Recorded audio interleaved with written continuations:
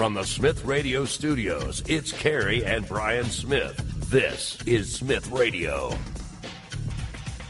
You can tweet at Smith Radio, SMYTH Radio. And now, your host, Carrie and Brian Smith. Good evening, everybody. Welcome to Smith Radio. Again, your host, Brian Smith, and Carrie Smith. Giving you all the late breaking news last week, wrapping it all up, giving you what they didn't tell you about on Friday, Saturday, Sunday, because that's where they like to hide the tidbits and nuggets of information so you won't know about it. We've got our special guest on. We got two great special guests today, this evening. In the first hour, we'll have Brandon Straka, the hashtag walk away movement that is enormous. It's still rolling. It's still trending. We've been behind it since day one. We've been promoting it here on our show. We talk about it all the time in our scopes, and I'm absolutely excited about that. In the second hour, we have Juanita Broaddrick, who is a New York Times bestseller wrote a book about how she survived the rape of Bill Clinton.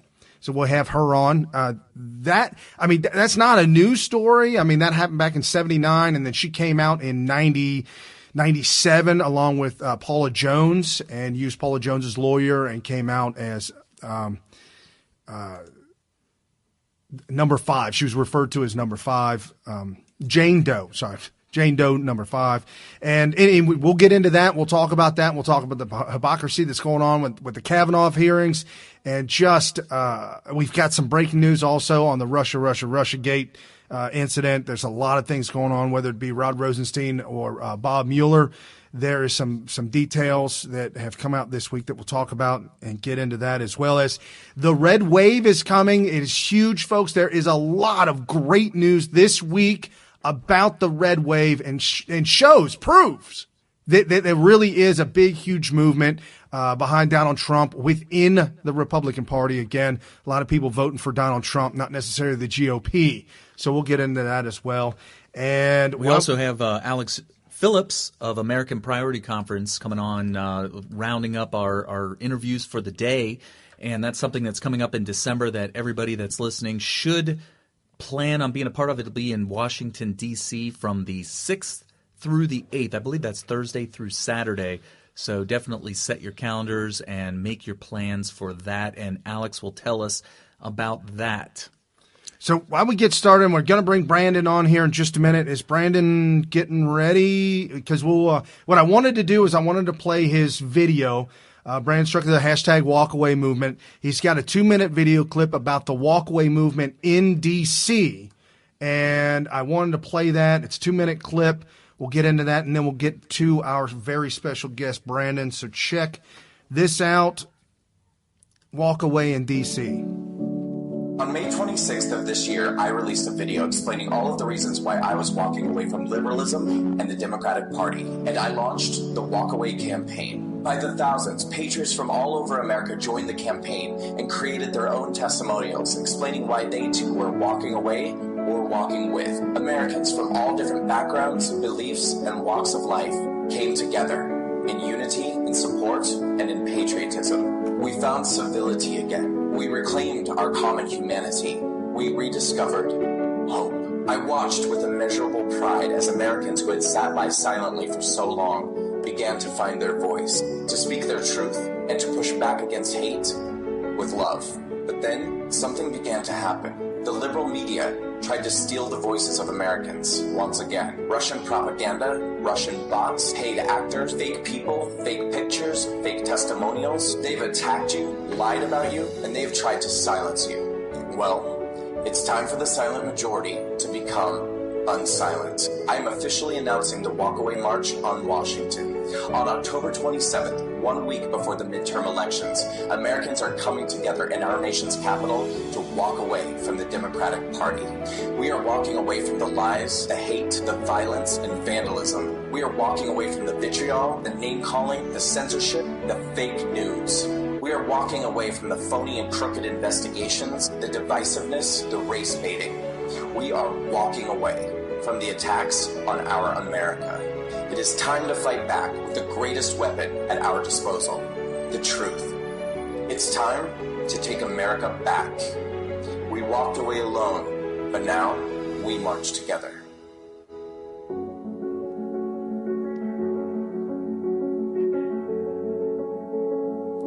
October 26th through the 28th is the walkaway movement in D.C. And we have our very special guest, Brandon, who I don't think needs much more of an introduction. Brandon, how are you doing this evening? I'm great. How are you guys? Fantastic. I'm just setting up the side-by-side real quick. You want to make sure your audio is good, too. I just cranked it up a little bit, make sure it's on par with us. All right. Awesome. I can scream if you want me to. Oh, no, I can jack up this volume pretty good. All right. Well, welcome to the program. And I'll tell you what, I'm really excited about what you're doing because, you know, I was a liberal for a long time. And I generally believe, especially if you look at my dad, a person that was in the union, and, you know, which is a democratic arm of the, you know, whatever, of the leftist movement. And now he's very, very conservative. I kind of feel like it's almost a coming of age thing for somebody to come up in life as a young, you know, a youth as a Democrat and then suddenly see the light at some point. Can you tell us about your coming of age, going from left to right and walking away? Sure. Yeah. I mean, it's kind of there's so many moving parts to it because it happened really over the course of years.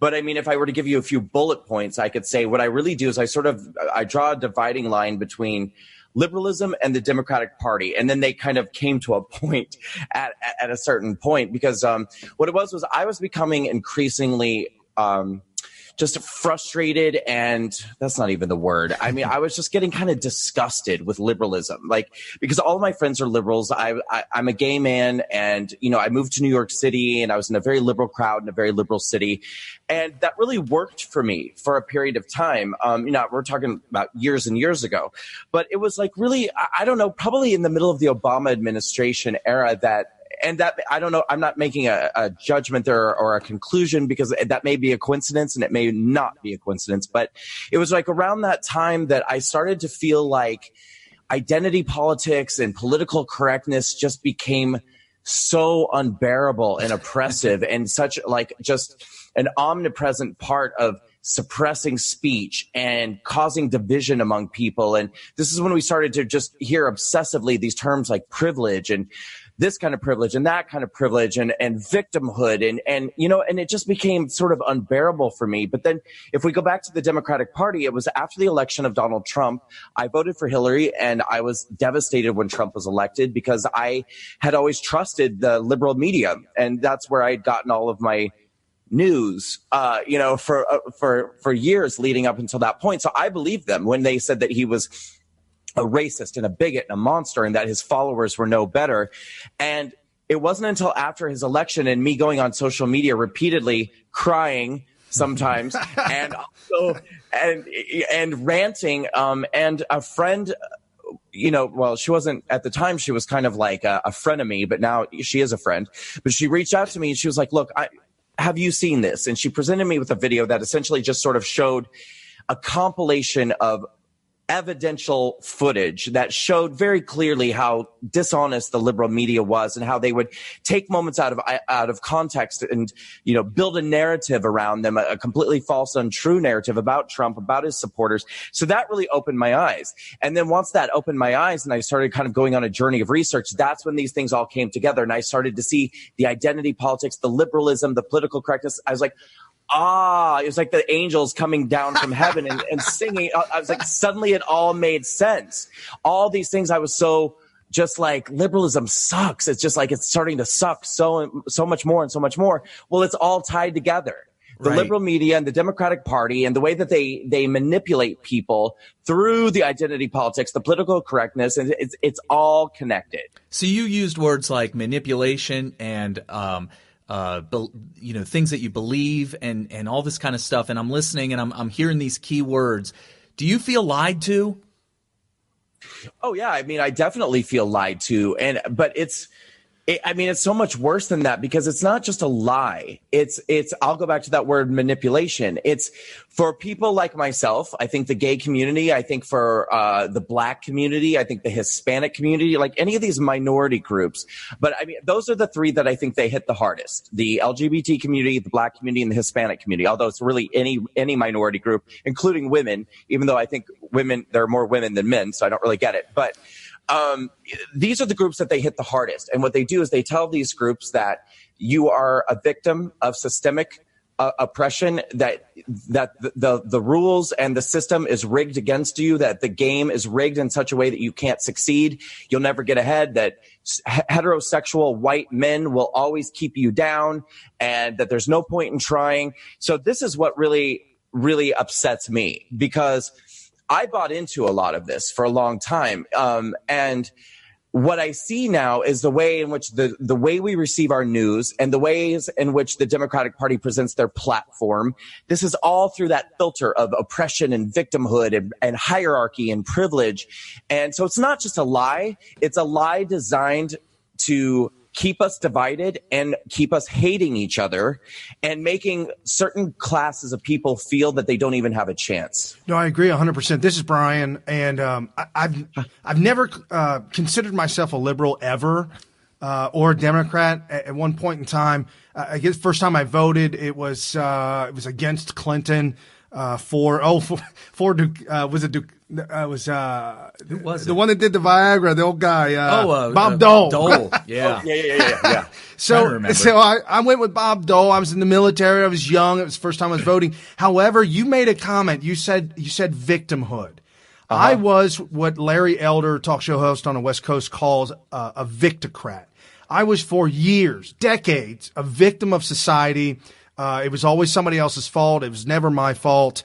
For those of you who know me going way back, you know that I had to shed my victimhood status. I had to get rid of that, and I had to raise myself up and change the way I thought. And when I did that, things started to open up. So I kind of know where you're coming from.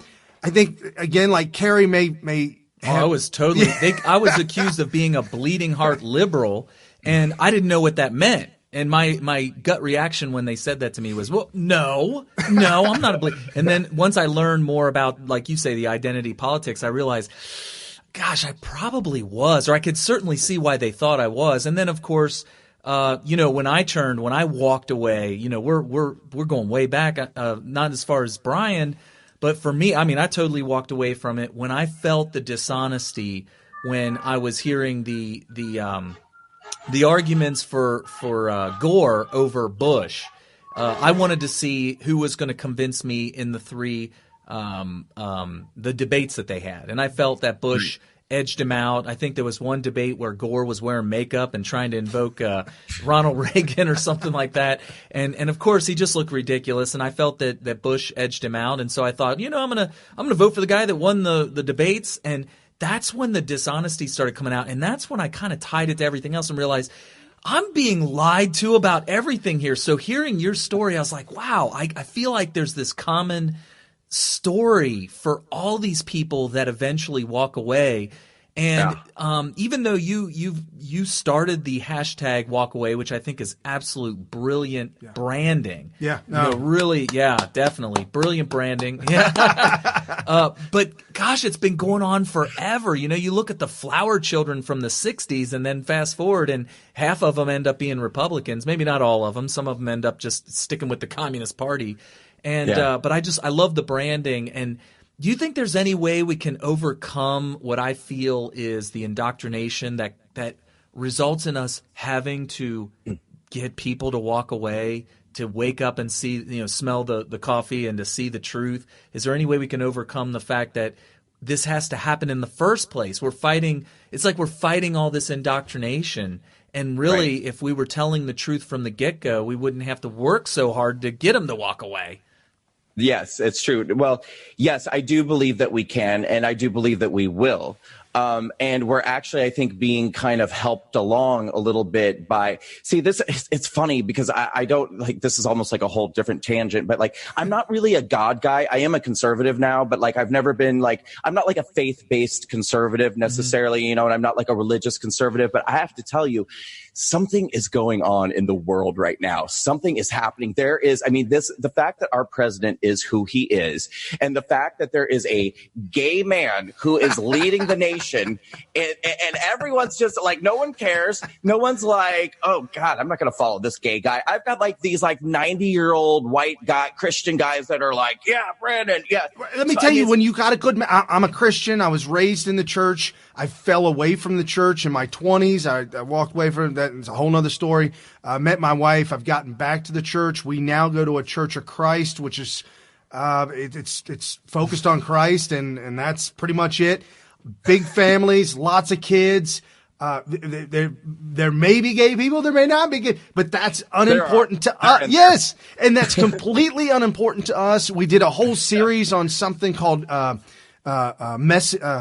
Messy Faith, something, and it was all about LGBTQ. It was all about what it means. And there's a guy that I follow on Twitter that sometimes goes a little depressed, and he's gay and he supports Trump. And I've talked to him extensively. And the biggest thing I tell him is that I'm a straight guy. I've always been straight, but I promise you, I have sinned as much as you, if not more. Right. But the thing is that makes us different is that we believe, we have faith, and Christ died for our sins. Let that be gone.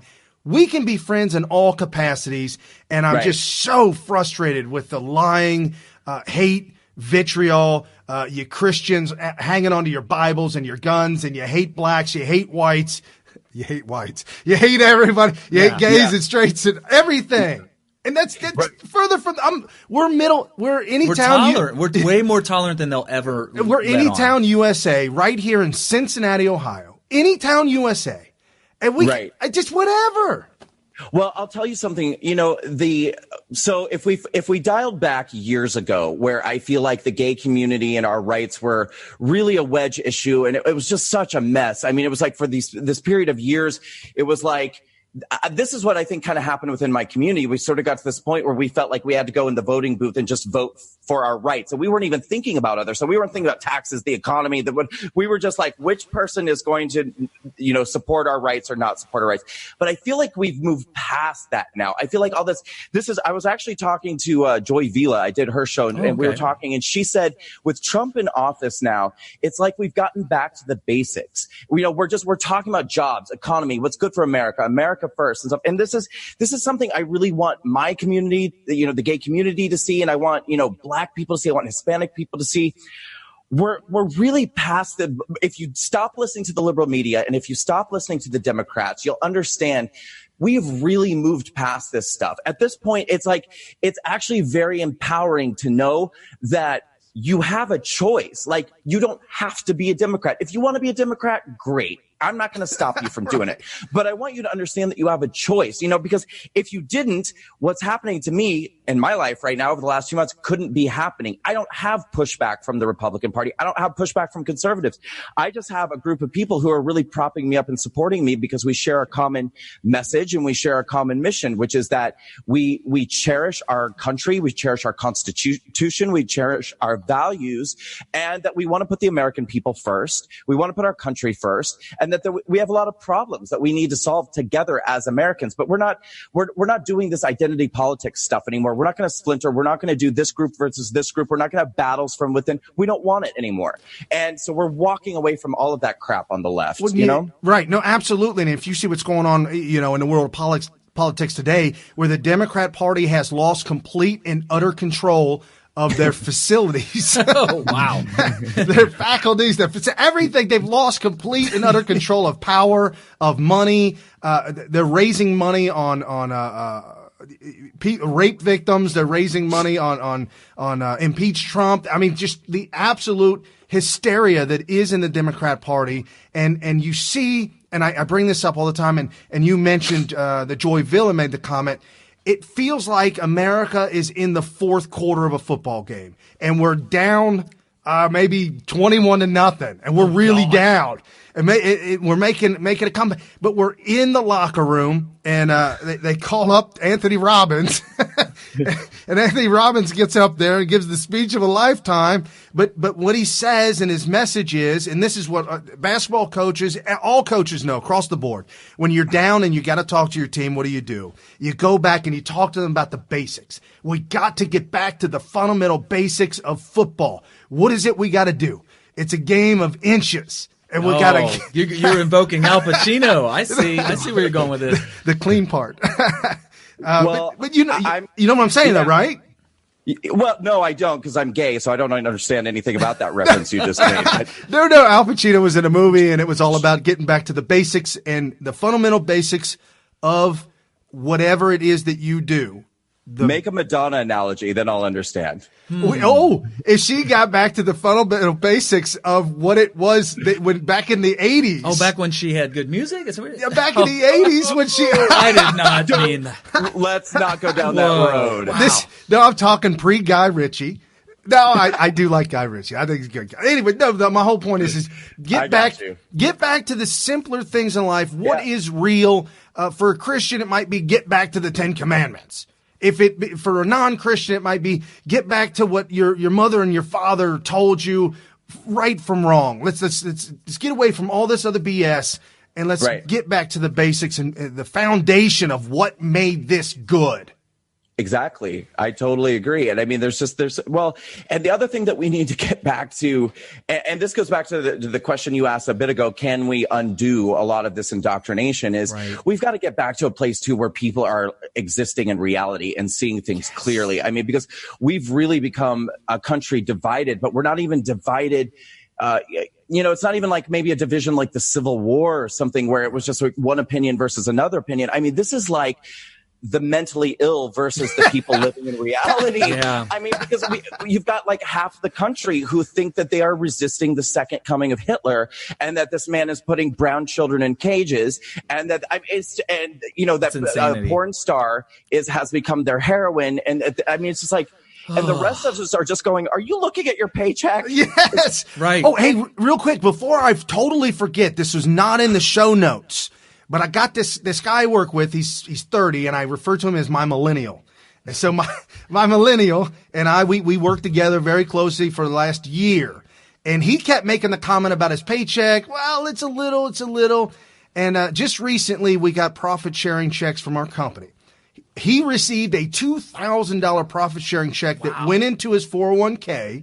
And I asked him, I said, when was the last time you looked at your 401? He said, I haven't looked at it in probably about 4 or 5 years. So he got into it and got looking at it. It's $16,900. And I said, well, that's a lot of money for a 30-year-old. What was it a year ago? He scrolled all the way back. $9,200.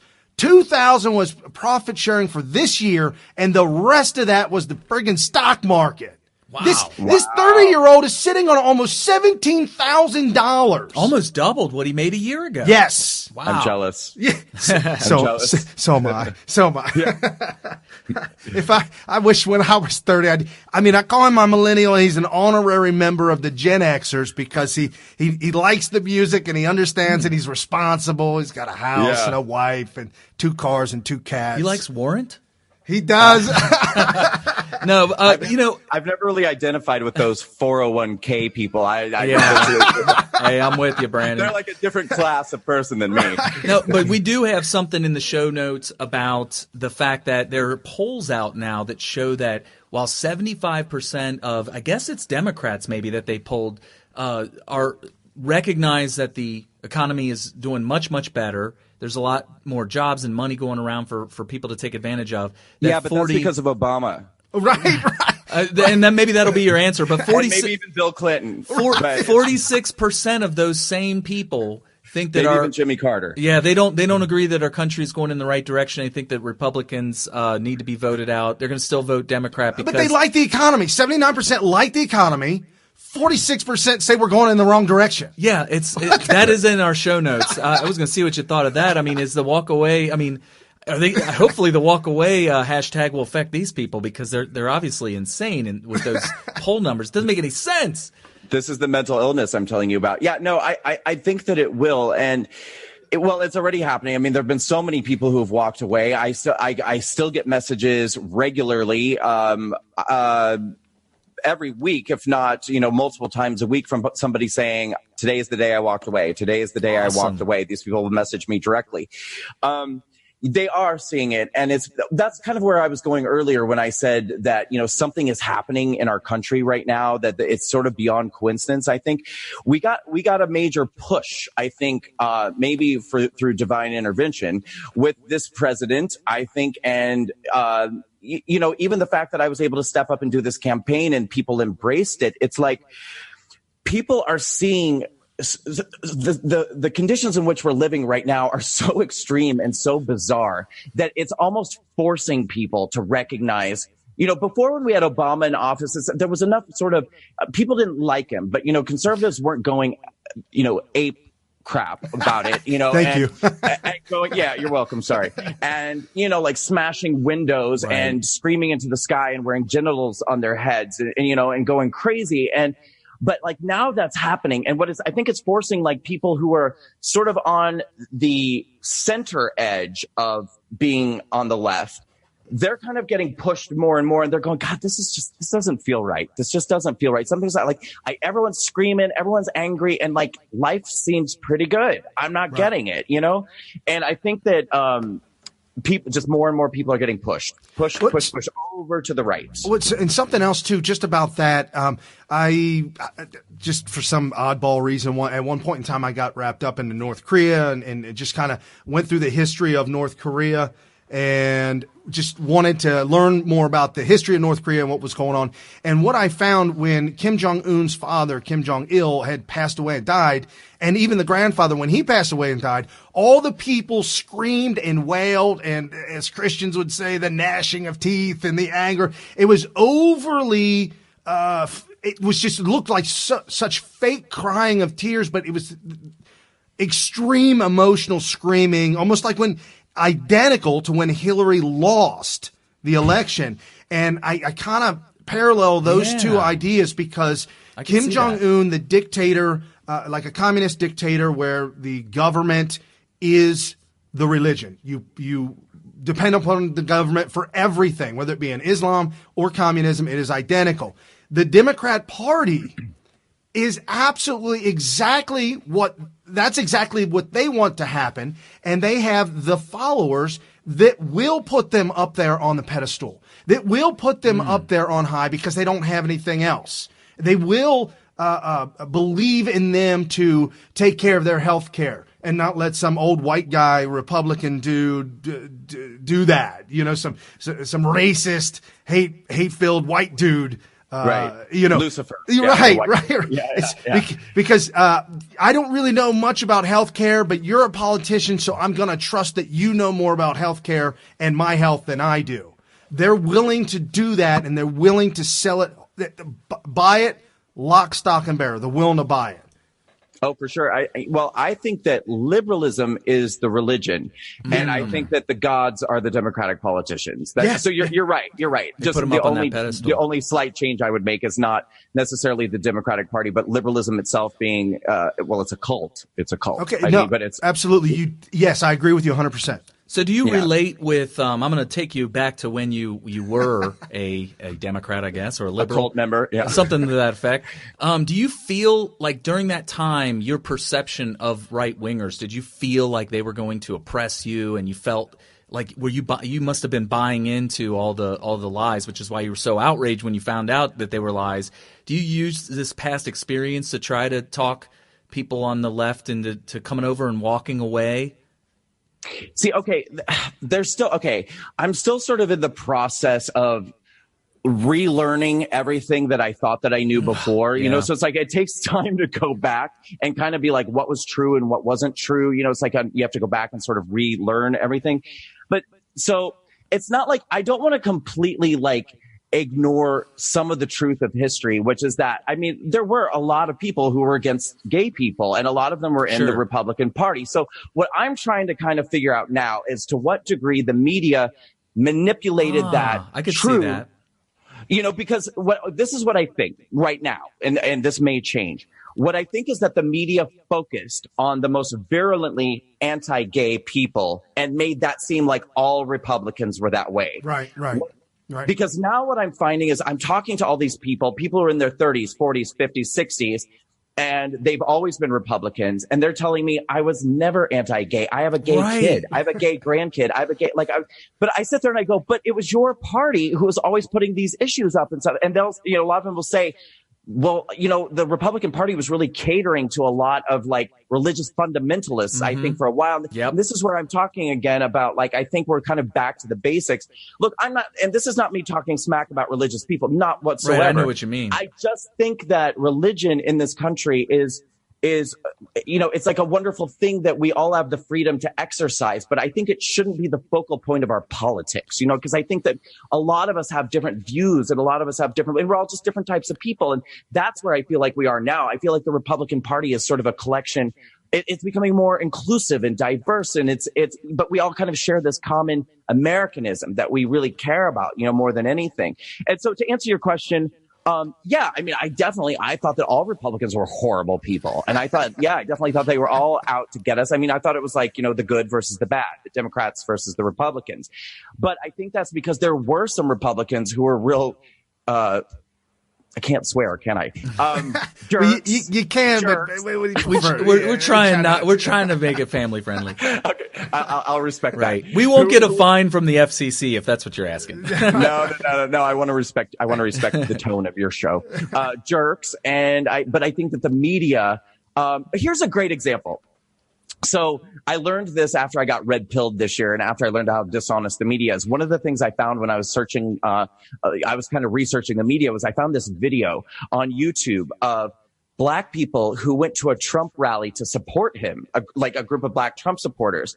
And when they got there, they were there in the crowd, and CNN showed up. And when CNN showed up, they moved the camera so that they would cut them out of the shot so that it looked like there were only white people there. Oh, that's and I so feel like racist. that's kind of analogous to maybe what they did with the Republicans, the gay issue. Like they moved the pro-gay Republicans out of the shot. Right. And just focused on, you know what I mean? When Obama was president and they went to Selma and they did this famous march across this bridge in Selma during the riot days back in the 50s. They showed the Black community, they showed Obama, they showed everybody. What we didn't see, what nobody saw, was Bush was there. George Bush was there, and they completely. Now, I'm not. For those of you who hate Bush, I'm not defending the dude, not at all. I'm just saying it was a white president. He was there, and the media completely cut him out on purpose. I would have forgotten about it if you didn't just say that. Yeah. I just got triggered. Yeah, I had no idea. Well, it's interesting that you bring up the religious part of the Republican Party, because it's starting to seem now, especially hearing your story about Walk Away, that, our problem with the Democrats and their policies in general, just general platform, I should say, is that they feel like helping other people must be legislated. And that without the government putting in policies that help, disenfranchised, poor, whatever it may be, that it won't happen, that we won't step up and do it. But then if you look on the right, it seems like their problem is that they feel that Christian morals must also be part of, like you say, part of politics. When if you just leave those two out of it, government actually works. If you stop making it a legislative achievement to help certain people that normally used to be in the past, before the Democrats went that way with their platform, a church would have soup kitchens and stuff like that. It was all privatized, right. and everything was fine then. And of course, it ends up being a thing where we try to buy votes by saying, we'll give this to you. Vote for our party. This is what we'll give to you. We'll give you free health care. We'll give you Social Security, all this kind of stuff. When we know now, since the 90s actually, all the way up until now, that 401ks, those kind of retirement plans work much, much better. Like my dad he has more money now than he ever thought he would ever have in his life because he put lots of his extra money into 401ks, stocks, mutual funds, that kind of stuff, instead of relying on Social Security, which is a Democrat thing. But they'll make you feel like, well, if you don't vote for us, you're going to lose your Social Security, and then you're going to die in the streets, a poor old man or whatever, poor old woman. In Medicare, Medicaid, they're going to take it away from you, pushing grandma off the cliff. And in all reality, that's the furthest from the truth because Republicans want to get elected too. And they will not cut their nose off, spite their face. Right. But it's interesting, though, the way you bring up the fact that, before you knew what the Republican Party was actually about, that you felt like it was mostly that they were trying to get religion involved in politics. And we see with the Trump movement now, and you would probably agree with me on this, that they're not even bringing that stuff up. They don't want any part of it. We're getting back to the basics. We're getting back to the basics of the Bill of Rights is universal, right? It doesn't matter what sex or creed or sexual orientation or any of that. This is all universal for everybody. And so when we get back to the basics like that, and I don't know if you've ever noticed this, but me knowing the Constitution the way I do, when people asked Trump during the campaign what he was going to do about certain policies, he would say, I'm going to work with Congress to try to get that done. Where other presidents in the past would say, we're going to make that happen. Well, it's not the executive's job to do that. It's the legislature. So you're right. We're getting back to basics, and I think that's what the popularity of the Trump movement is. And walk away is kind of like the people from the Democrat Party saying, you know what, we need to not be doing this in politics. We need to be doing what the founders envisioned. Yeah, I mean, I think that's definitely a big part of it. I was thinking when you were talking, I was thinking about something I've read somewhere that I think that they've done studies that show that conservatives are actually more environmentally friendly and more, I think, generous in terms of absolutely more generous philanthropy than liberals. So I think that's kind of funny too. And it kind of goes to your point, I think, about talking about legislating, acts of charity essentially or whatnot. Yeah. And that's such a dangerous, slippery slope in general, because at this point, liberals would like you to believe that anybody who's not white needs help. Right. Yeah. So, I mean, it's like, you can't even kind of negotiate with them on this topic, because it's like if you were to go to them and say, okay, great, let's get the government involved in charitable acts and helping people out. The first thing they're going to say, okay, well, we have to start with black women. And then after black women, it's Hispanic women, well, trans black women and trans Hispanic women. And you know what I mean? It's just like, yeah, and Ronald Reagan called it the soft bigotry of low expectations. So you have these, racist white people, actually racist white Democrats is more like it, who are like, well, since black people can't do for themselves, we need to have all these policies to help them out. And it's racist because that's not the case. Everybody can do for themselves. It's not about skin color. So, yeah, I mean, and we have numerous examples everywhere of this very thing happening, I mean, and it's been happening for a long time. I mean, the 80s was 30 years ago, and the most powerful woman in the 80s is Oprah Winfrey, a black woman who came from nothing, who educated herself. She became a billionaire, and she became a billionaire because she was beloved by Americans. And Bill Cosby was the most popular and one of the most influential men in the 80s for the same exact background. I know that his story's gone a little sideways, but I mean, at the time we didn't know that, and that was 30 years ago. And these are two of many examples of Americans who brought themselves up through education, through hard work, and created a life beyond what most any white person's ever going to have in America. Yeah, I mean, we could go down a list. You could go down a list of I mean, look at you go all the way to the very top. Clarence Thomas, you go Larry Elder, the talk show host, very famous out on the West Coast. Barack Obama, who's president of the United States. I mean, just go any Magic Johnson. Who are you out on the West Coast, Brandon? I'm in New York on the East Coast. Okay, out on the West Coast, in and around L.A. Magic Johnson is everything. Like he owns huge malls and different strip malls and all kinds of land. He's got different companies, and I mean, he's huge. Turned into a good businessman over the years. Absolutely phenomenal businessman over the years. So you've got there the ability is there if you want to shed the victimhood status. Right. Walk away from the Democrats, shed the victimhood status. Do not allow yourself to be a victim anymore and say, okay, I'm going to take personal responsibility for me, myself, and I, and everything around me. I'm going to start doing everything I can do. I'm going to show up to work early and I'm going to leave late. That's just what you do. If you want to start your own business, it's not 9 to 5, Monday through Friday.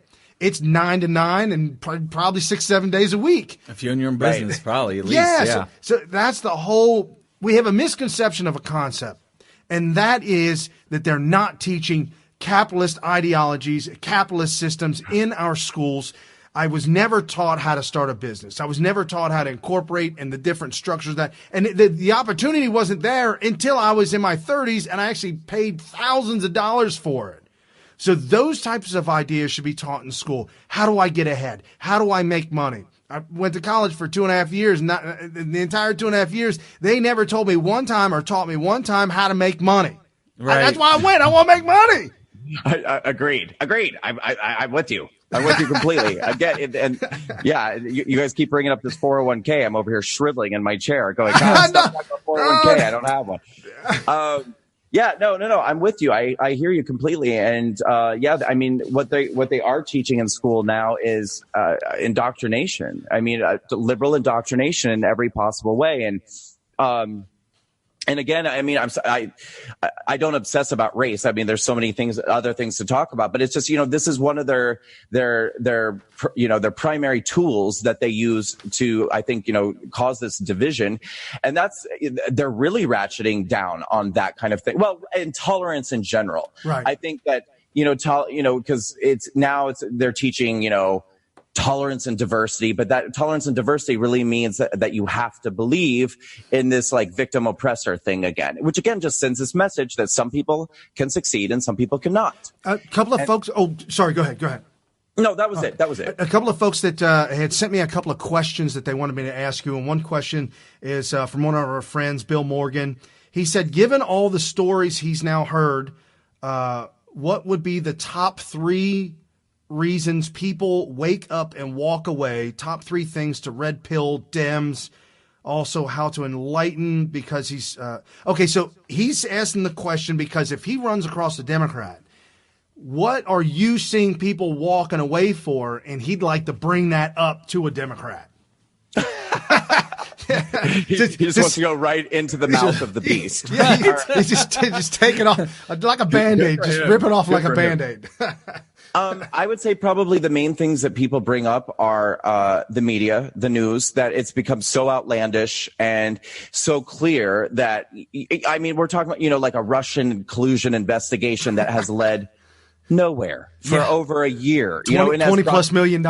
Right. Yeah. And has again brought porn stars into our lives and all of these. I mean, it's Omarosa. It's like, my God. So I think there's that. I think there's that the media has really exposed themselves, and and the president again gave them a major push, but they've really shown who they are, and I think that's a big one.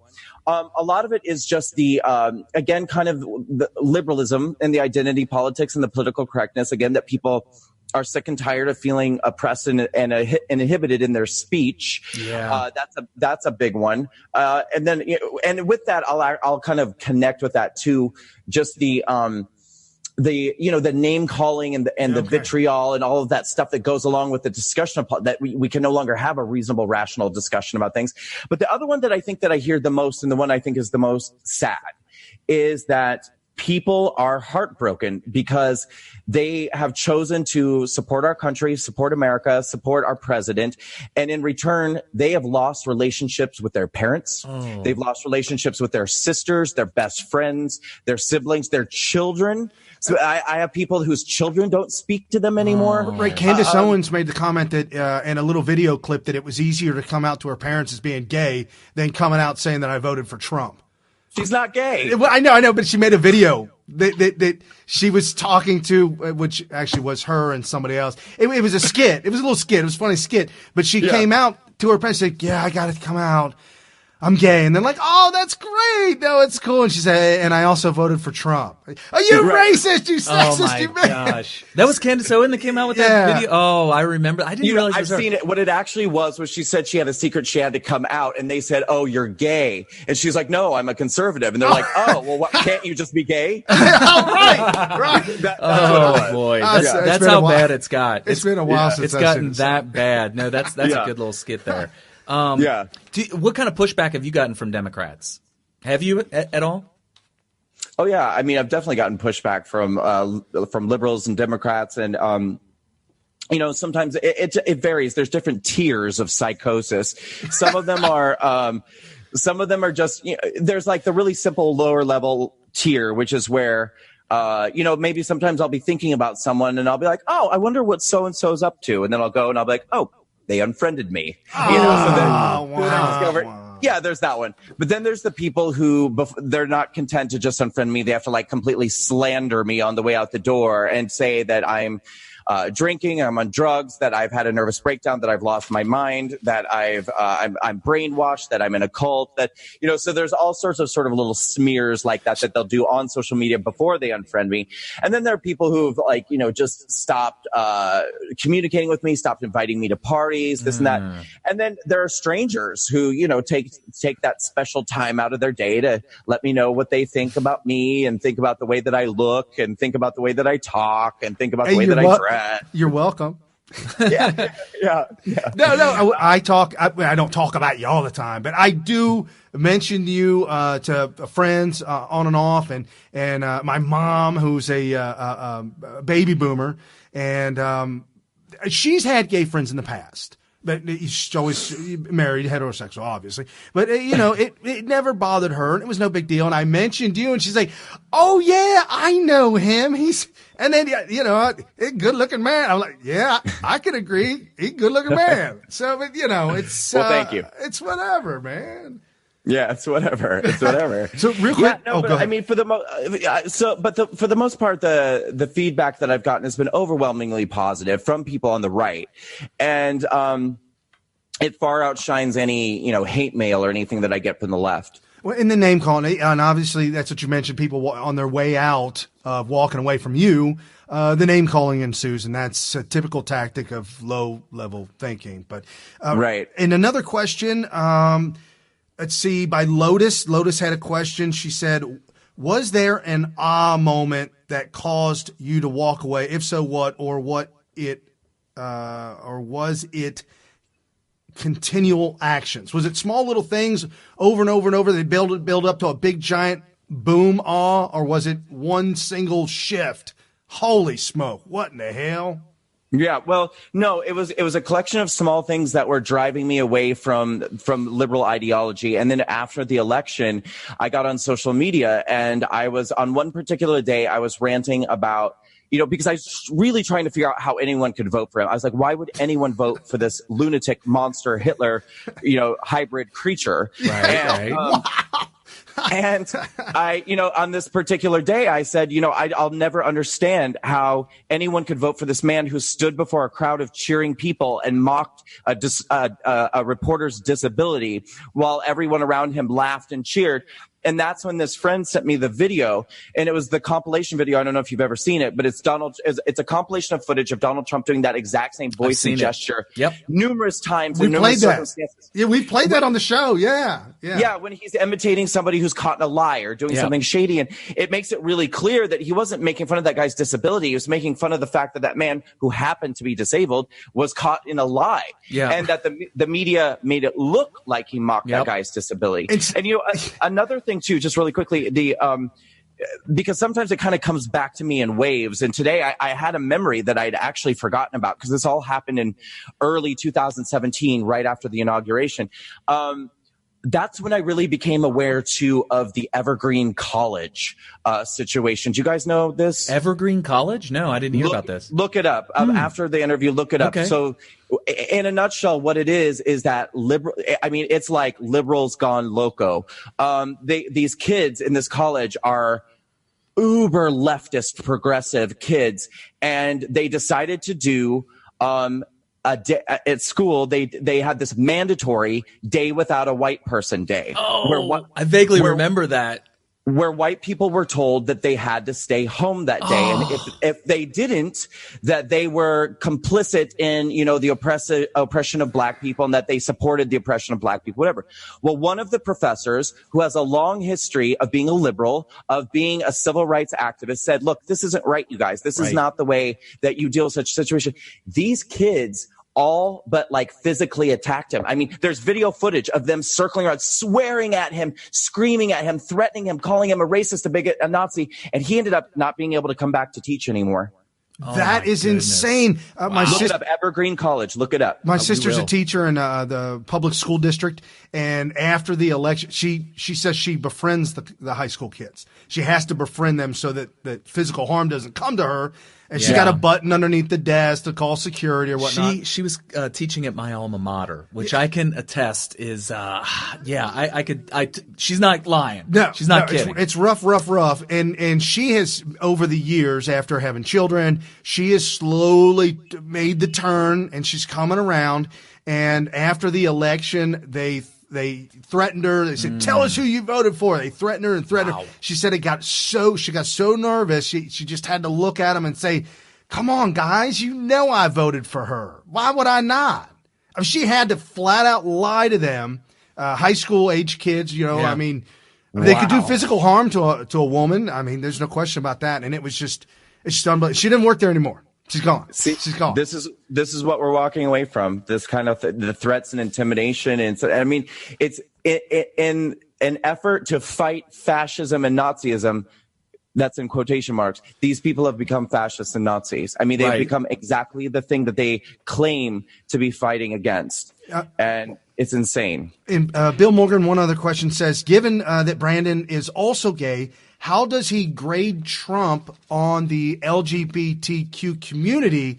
I have my own opinion, but I'd like to see how do you feel about that? What does he mean also gay? Who else is gay? One of you guys? No, I don't know. Given that Brandon's also gay. No, maybe Bill's telling us something. Yeah, maybe Bill's saying something. I don't know.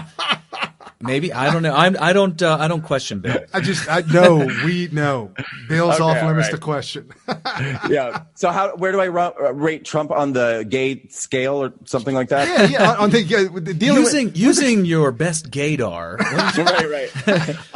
Yeah, I just don't. I think we can take that gay scale and throw it out the window at this point, because, like I said, and I want to make really clear to anybody on the left who may be listening or watching, and any gay people on the left who may be listening or watching, I make no bones about the fact that I am an openly proud gay man. I'm always going to be gay. I'm never going to turn straight. So I am gay, and I'm very proud of that fact. But it's time for us to let these identities go. Right. I mean, it's just time to let it go, because this man is not out to get you. He's not out to get me. He's not out to get anyone. This is like a guy, once again, we're kind of back to the basics. We're about, looking at our country, the future of our country, our economy, jobs, like making America a prosperous, great nation. This is not a person who's out to get us, guys. So I would take that gay scale and I would just toss it out the window. I don't even feel the need to rate the man. I feel perfectly safe. I love that this guy is in office. Can't wait to vote for him in 2020. We don't need the gay scale anymore. I agree with you 100%. I think that my whole thought process on that is that Trump, it doesn't make never mind who you are, what you are.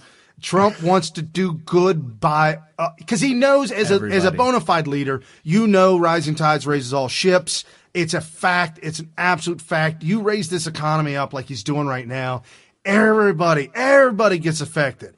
My company is the company that I work for. They money is just flowing in, and they're buying new equipment, and they're doing all kinds of great things for the employees, hiring new people, and all that. Yeah. Absolutely. Don't bring up 401ks again. Don't do it. Sorry about that. You could just get yourself an IRA or something like that. We're not financial. You get yourself a Roth IRA. Something, and I don't know. Some muni funds. I got to get it together. I'm with you. I didn't have any of that. How old are you? No, we're not doing that. No? Are you in your 30s? I would think 30s. Yeah, well, you can think that if you want. Okay. I encourage you to older think than that. teens, right? Okay. Older than teens. But No, anyways, no, it's out there. It's out there. No, but I'm 41. Oh, you're right, my age. You're Gen Xer. You're my age. Yes. Yeah, absolutely. Gen X. Yeah, no, Okay. you're part of the party, man. That's true. That's true. But I have very millennial like instincts. I really do. Like if you were to you'll never catch me talking smack about millennials because I act just like them. I do. When you read the description, like kind of entitled, kind of self-centered, kind of feels like you deserve a trophy. So I'm like, well, that kind of sounds like me. Oh, man. I got a guy I talk about that I work with that we refer to as a Gen Xer. He's 39, and he's an absolute hybrid between a baby boomer, hippie, and a millennial. And I'm like, how did this happen? He's got all of it, huh? Well, all right. Well, Brandon, it was great talking to you. Thank you so much for all the information, and I hope we could have you on again. And any parting words or... your march on DC. Oh, yeah, absolutely. That's the whole point. Oh, gosh, we got to get that. October 26th through 28th. This is in D.C. What's it all about? Okay. So October 26th through the 28th, that's a Friday through Sunday, we're doing a walkaway march on Washington weekend. What it is we're going to do Friday night, have a gala dinner at the Trump International Hotel. We already have some amazing people who are going to be coming. Dinesh D'Souza is going to be one of our keynote speakers. Nice. We have, Stacey Dash, again, Joy Vila is going to be there. It's like an all-star Buzz Patterson, who's incredible. I love this guy. He's my new best friend.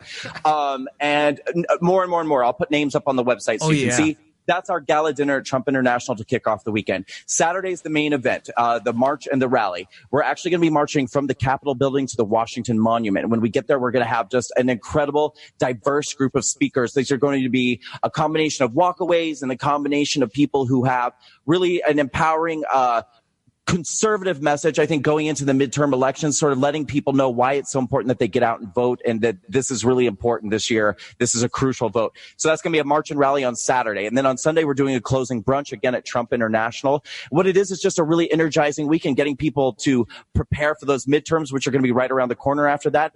And this is going to be telecast as well. Nice. So what I want is for all the people who aren't able to attend, I want everyone to get there if they can. But even if they can't attend, or if they're just like, what is this? I don't know. What I want more than anything is for, again, the Black community, the Hispanic community, the LGBT community, to be able to watch this at home on their computers or televisions and see representations of themselves in droves walking away from the Democratic Party, to know that they're not alone. It's time to walk away. Absolutely awesome. That sounds like an all-star cast of speakers. Yeah. Sounds like it's going to be an incredible time. It's going to be amazing. I've seen you on YouTube. Do you have a regular show that you do? I do. Okay. I do on Monday nights now at 10 p.m. on YouTube and on my Facebook page, which is at US Minority. It's the Unsilent Minority. My handle's at US Minority. On YouTube, it's youtube.com/US Minority. I'm doing a show on Monday nights at 10 p.m. Eastern. I've had incredible guests so far. I did an exclusive with Roseanne that was all over the news because she's the one who dropped to me how her character Roseanne Connor dies. And that's why you've been seeing that in the news so much recently. I talked to Antonio Sabato Jr., Dinesh D'Souza. Yes. And tomorrow night, I have Mason Weaver on, which I'm really excited about. So yeah, catch that as well, because Yes, it's great. absolutely. And if I could tell people to go to walkawaymarch.com for details, walkawaymarch.com for details on the March on Washington. Okay, so if I see, because I've been seeing the hashtag walkawaymarch, that's a cool hashtag to go with. Walkaway March. Yeah, Walkaway March, and go to walkawaymarch.com for details. Awesome. Thank you so much, Brandon. We will talk about this in the weeks to come. We will keep reminding people. And just before the 26th, we'll talk more about it. Absolutely, definitely. Make we'll sure bring we it get up. that out there. Yep, Where certainly. do you guys live? Where are you guys? Cincinnati. Cincinnati. We're 7 hours away by driving, so we go you there. can do it. We do. We go. We've to been to DC 3 times already. We'll be in DC I don't want to hear in December. about the past. I want to hear about the That's future. true. I want to That's- about yeah, October 26th through the 28th. October 26th to and 28th. go to the March Absolutely. on Washington weekend. Maybe we could do a fundraiser and get our butts out there. Yes. All right. Yes. Well, we'll Yes, throw together. yes, We're going to throw yes. together a GoFundMe for that. Please let's And it wouldn't invoke that be conservative much. It spirit, wouldn't that be much. conservative can-do spirit, and let's get out there. All right, so we have a GoFundMe for Smith Radio to get out to the march, because if funding wasn't an issue, I mean, every one of these events, we'd be in DC every time. Right. We just came back from St. Louis. Yep. We came back from St. Louis where there was a big to-do, shindig. Big shindig. And, We'll look at it. We'll focus on it. We'll try and do it. I'll give you an absolute. Peter Strzok raised like $250,000 in 24 hours. We need to get this conservative. Come on, conservative community. Let's pull together. Let's do this. Let's do this. Amen. Yeah. All right, we'll put that up ASAP. We get it out to all our followers, and we got a great Patreon following that's very loyal. Some really, really smart minds that are part of it. So absolutely, thank you so much, Brandon. Thank you guys. Great. All right, we'll see you, and hopefully in October. Sounds great. Thanks, guys. All right, thank you. Awesome. So that was the Walk Away campaign, and we need to. I guess we need to get out there. What do you think? We absolutely do need to get out there. Brendan Straka. There we Brendan go. Straka, 250,000. Was it that? Wow. I guess he did raise that much money. All right, so we'll leave that on hold, folks. We've got a great guest coming up again. Let's hit some of this real quick. I know everybody's. We got to jam all this in, guys. We got to go. So we did the Brandon hashtag Walkaway movement, and we are slated to have Juanita Broaddrick on, and I assume we'll get more into the whole Brett Kavanaugh, the whole issue going on. We'll get into that, but until then, let's talk real quick about the big red wave that's happening. Dinesh D'Souza. He tweeted out, losing a debate is bad enough. Losing a debate and then celebrating is downright pathetic. So there's a guy that was celebrating his loss against Ted Cruz. Okay. He was in the drive-through line doing a dance in his car and filming it. And the Daily Beast put it up and said he won. And this is anyways. So we've got Newt Gingrich that was out. It was Beto O'Rourke against the debate against Ted Cruz, air drumming. You cannot beat Ted Cruz. If you go head-to-head with Ted Cruz, there's so much information jammed into that noggin. Well, when he ran for president, the big thing about him was he's never lost a debate. He was like the Michael Jordan of the debate team back in high school and college. And, of course, he used those skills to have a successful political career because you have to win these debates. And I find it extremely hard to believe that some Yahoo came out of the woodworks to beat him in a debate. A Democrat in Texas. Sorry, man. I'm not buying it. Newt Gingrich this week on Fox and Friends laid out the blueprint. Right after, you folks probably heard, in Texas, there was a district in Texas where a Republican won a state Senate race in the district held by Democrats for 139 years. That's amazing. Hillary Clinton won that district by 12%. Which, if a Democrat has held that district for 139 years, that's not surprising at all. Not at all surprising whatsoever. Wow. However, it goes hand in hand with the walk-away movement, if you ask me. So Newt Gingrich laid out the juxtapose. You got Republicans right to life. You've got Democrats tax-paid abortions. Dude, you got Republicans safe borders versus Democrats open borders, which makes it more dangerous. Right. Gun rights versus gun control, rule of law versus centralized bureaucracy, and work versus welfare. More people are physically working in America than have ever been working in all of American history. You know, it's interesting that we're praising this development for America. Because, no, seriously, I think that the sentiment for a long time was, damn it, why are you making me work? I would feel more free. I would feel better and happier if I could just live my life without having to work. I don't know if this is a product of celebrity status where celebrities earn enough money to where they technically don't really have to. If they wanted to, they could just survive on what wealth they have for the rest of their life. Right. But if you really stop and think about it, do they really? I mean, think about it. You got these actors, actresses, directors, producers. You know, look at all these the richest people in California, and a lot of them end up being workaholics when you really stop and think about it. You know, these people don't just direct a movie, make $100 million, and say, "Well, got my $100 million. I guess I'm going to go ride off into the sunset." No, they end up making more movies. They make sequels. They do different projects. So when it really boils down to it, it's not about having sustenance to be able to not work. What really makes people happy is to be able to provide for themselves with labor that they hopefully love to do. And it's impossible to have that opportunity to do what you want to do when the jobs aren't out there. Oh, it's impossible. Oh, and you feel desperate. You feel demoralized. You feel incompetent. Right. You end up doing work that you can get, whatever it is. Right. And as a well-skilled machinist, having a great job right now under Donald Trump, under Obama, it was one layoff after another layoff. I got laid off from I shut 2 companies down in 6 months. You did that? You shut them physically?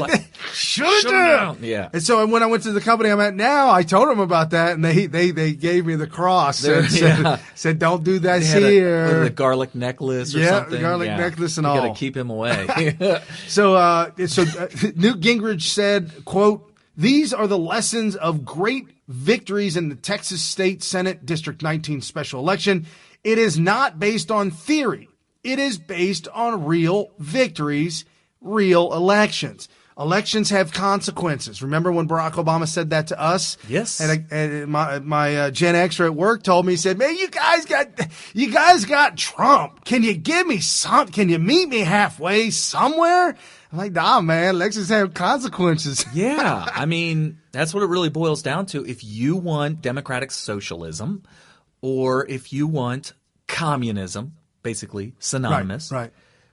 You got to make the argument. You got to convince people that a ideology that has failed every single time it's tried is going to finally work. And how is that possible? What are you going to do different that has not been done in the past that will work this time? And I would say you haven't made that argument.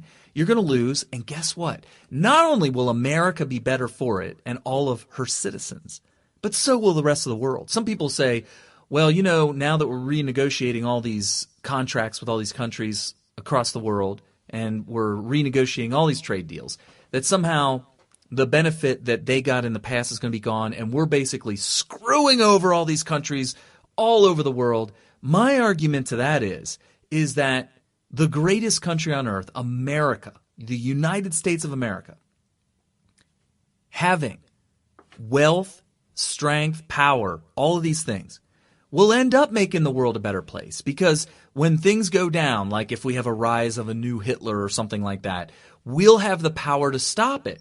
And the fact that it's not happening right now, not that we know of, we can enjoy the fruits of our labor and not have to wallow in poverty that we did under the Obama administration, because we were giving away everything. We were giving away whatever wealth we had. We were also going into debt to give away more wealth. And then the private industry in America ended up having to they were outsourcing labor. Those manufacturing jobs, they're gone. And we just got to accept the fact that some of those jobs just aren't coming back. What does Donald Trump think he's going to do? Renegotiate a new deal? With who? Who you going to negotiate with? Well, that's a magic wand? You just wing it in the air? Yeah. And now you take credit for the economy and the fact that he waved his magic wand, the wand of capitalism, free market, free trade, deregulation, which we all knew. Ronald Reagan did it. Ronald Reagan deregulated. However, Trump is doing it at an exponentially faster pace. It makes sense because we're talking about a guy who has created all of his. Now, some people say, well, he was given $1 million loan from his dad. Well, he turned that $1 million into $10 billion, which is equivalent to. That would be like if I gave you a C note, $100, $100 bill. And you turned that into $1 million. Literally.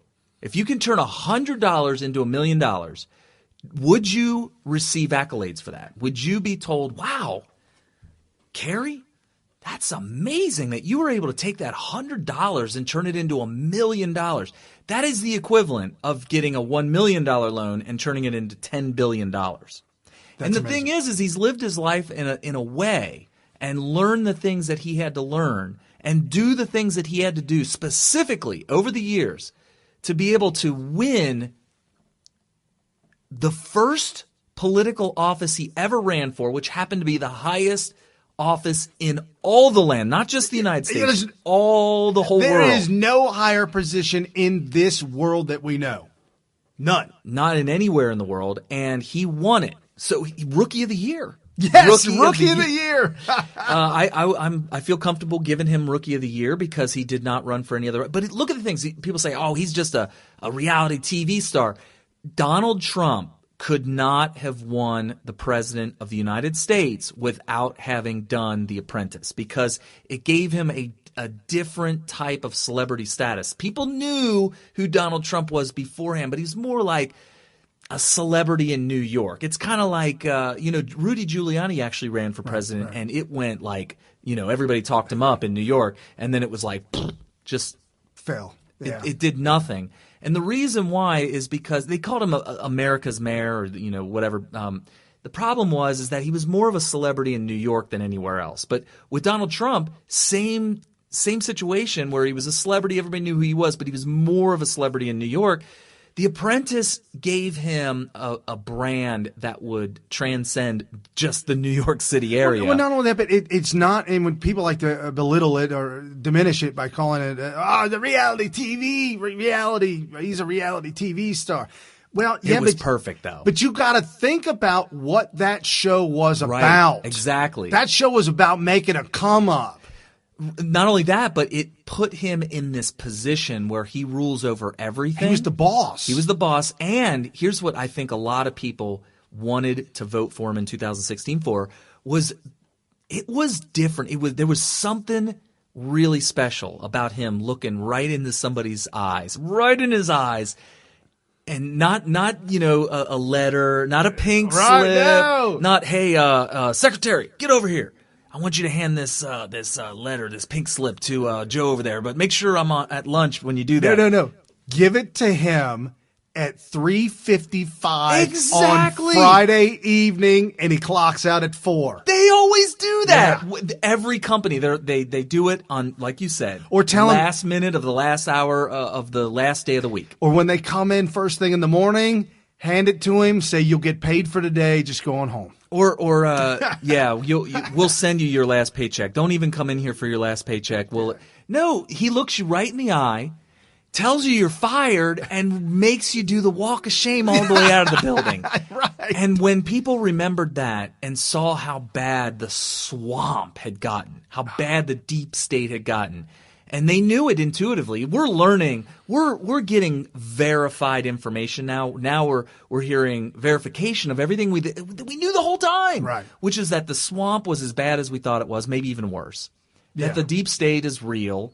And when we think back at when everybody was worried about this being an issue, we wanted the guy who could look you right in the eye and say, you're fired. And make you do the walk of shame, and that's what people voted for in 2016. And now that they took a chance that his policies and then the things that he's talking about that he put into play, we even said on our show, if he did 2% of what he's talking about, it'd be phenomenal. Folks, he's doing more than 2%. He's probably got out of the 50 percentile mark of what he wanted to do, what he's trying to accomplish. It is phenomenal, like no other politician we've ever seen.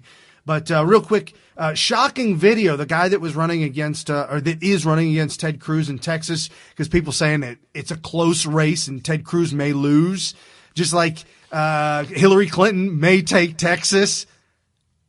Why did they even throw that out there? That was ridiculous. I laughed when I heard that. So this guy, Beto, tells a black man at a stump speech in a speech rally, we need illegal labor for the cotton gin. What? During a town hall event on Wednesday night, Representative Beto O'Rourke, a Democrat Texas running against Ted Cruz, told a black American who questioned his support of illegal immigration that illegal aliens from Central America and Mexico are today's cotton pickers.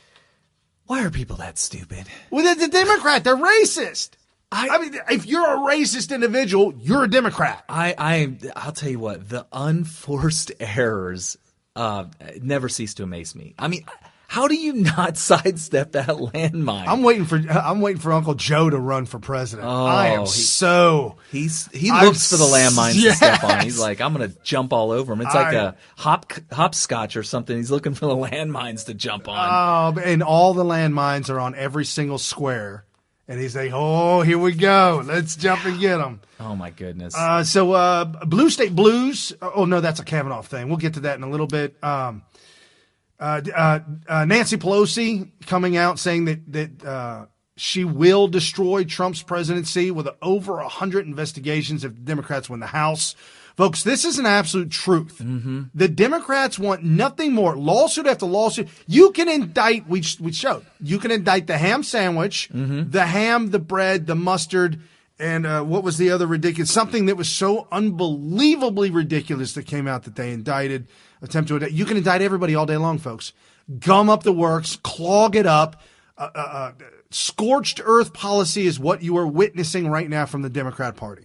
Right, and the reason why we're seeing so much drama in places like these Senate hearings and congressional hearings and wherever, and even marches by regular people on the streets, the reason we're seeing such upheaval is because we have the power to resist it. So when you have these two opposing forces that are both pushing on each other, you're going to see the drama, you're going to see the fireworks. When they get power, all of that craziness that's from the left will be not seen as much because the Republicans won't have the power to resist it, and so it'll just be happening. And the media won't report on the negativity of what the Democrats are doing. Yeah, think of it this way. This is a perfect example. The spy scandal. The reason we're even seeing this is because Trump won, and the people that come with Trump, his appointees and everything, start to look into this stuff and start to find it. We would have never seen it if Hillary got elected. Never. There's going to be a lot of shenanigans that are going to happen if we lose the House or the Senate or both in this midterm election. A lot of shenanigans we will never see, not for at least 2 more years, maybe even longer. And I just want to let you know, when we did the MAGA 3X movement, MAGA 3, take you and 2 friends to the polls. Just kind of like take 3 with you. Take 3 with you, kind of like network marketing, That's what, exponential movement. Yeah, exponential. Okay, now this is actually easier. This is midterms. This will be exponentially easier. Find your Trump friends. Yeah. They have never voted in a midterm before. Right. Just tell them. My wife has never voted in a midterm. My millennial has never voted in a midterm. His wife has never. My sister has never. Drag him My out. mom has never. You got to drag him out there. There are people that definitely love Trump, support Trump, and will pull the lever, all Republican, straight down the ballot, that have never voted midterm. Right. And we got to be careful. The fact that the economy is as good as it is going to make people think that, well, I don't have to do it. Well, I'm fine. Everything's good. Leave it the way it is. No. The people that are going to take over the House from the Republicans are the ones that want to go back. They want to roll back to the bad things, the higher taxes, the increased regulations, sending jobs back overseas, and just overall malaise. James Woods tweeted out, there are so many record highs right now. I cannot list them all. And the one thing Democrats are asking you to do is to change all of it. True. Hashtag insanity. Yeah, that is absolutely true. They do want you to do that. I can't believe, and we have a soundbite that I don't know if Brian wants to play later or now, it doesn't really matter. We have a soundbite where they talk about the poll where 75% people, I brought it up to Brandon earlier, the 75% of people recognize that the economy's doing better, they're getting paid more, all the above. And that the same people who voted at 75% level that we're doing good, 46% of them say that our country's going in the wrong direction, and that's scary because what direction are you talking? Do you not see the connection between the country getting better and the Republicans' direction being the result of it? Because that's really what it boils down to. So is it the one right there in the middle? To the right? This one? No, up, down, right. That one? Oh, I can't even see it. Man, I'm blind. Sorry, folks. I really couldn't see that. Yeah, that's the one. This is actually going to make you laugh. The reason I had Brian clip this out and put it in the show is because I couldn't stop laughing. I mean, this is insane. It's hilarious because I believe that the guys being interviewed here do not believe in what they're saying, but they're paid to say it. Yeah, I think they were upset about it. To know, are Democrats going to take control of the House? What do the numbers say? Well, they're in position to as of now. So we've got our estimate that would have them at 224 seats if the election were held today. There's a margin of error on that, though, and it's 12 seats, or about 5% of the whole House. And hold on. The chart says plus or minus 12 seats. Yeah. Okay. I was thinking it was plus or minus 12%. Sorry. 12 seats. Yeah. Scenarios, plausible scenarios, under which the Republicans get to see some Democratic gains, but hang on, where the Republicans hang on. One of the things that strikes me underneath those numbers in these battleground districts, House districts that we surveyed, is that a remarkable 75% of people say that the economy is good nationally, that the economy is good in their area, but they're not voting for the Republicans. They're not voting for the party in power because they don't like the way the country is going. What? How is that even possible? What does that even mean? Where do they think the economy's coming from? It's because of the policies of Donald Trump. In fact, some of the things that happened that made the country better economically happened before Trump got to do anything. So people are saying, see, it's not because of Trump. But it was because of Trump. It started going up because companies were anticipating it getting better. Yes. And they were right.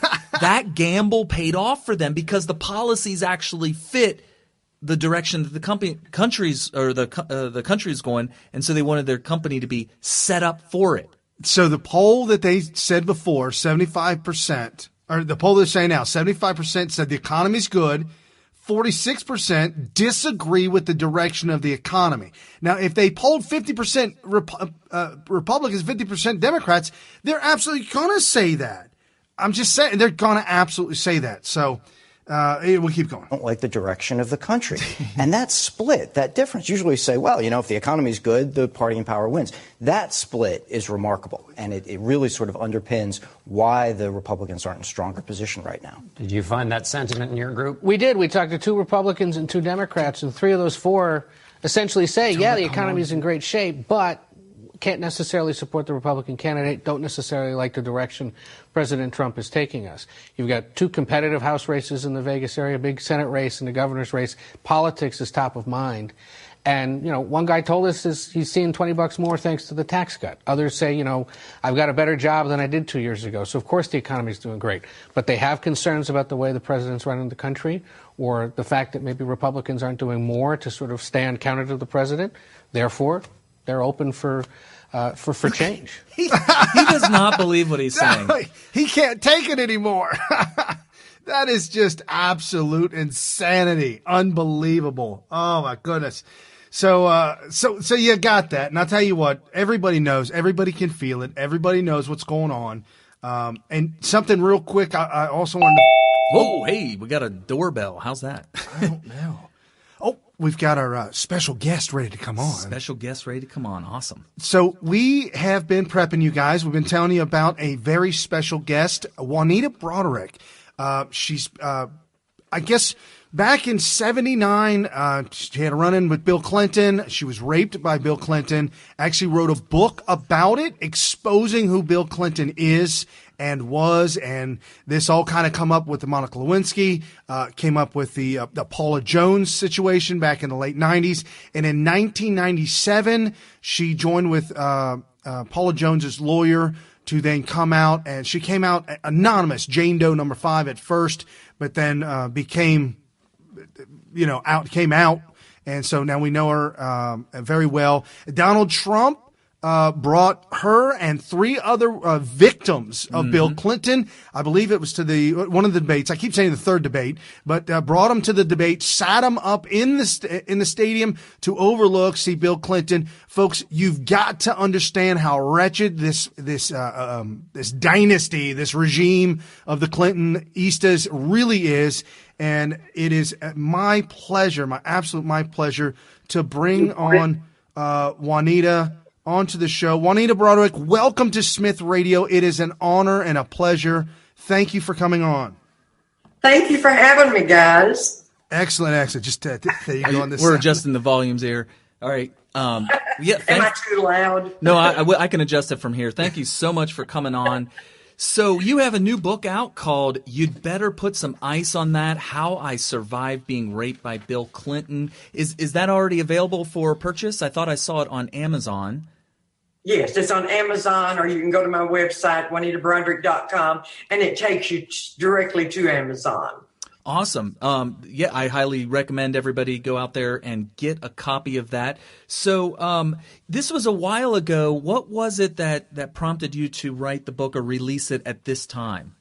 I never absolutely meant for it to be a book. When I came back from the second debate of Donald Trump, I just went to my computer and started writing everything down that I could think of about my life and dates and everything. So my son, who's an attorney, would have this, after I'm gone. So he would be able to refer back to it. Oh, it's kind of like a record-keeping situation. Yeah, Okay. Exactly. Just a memoir.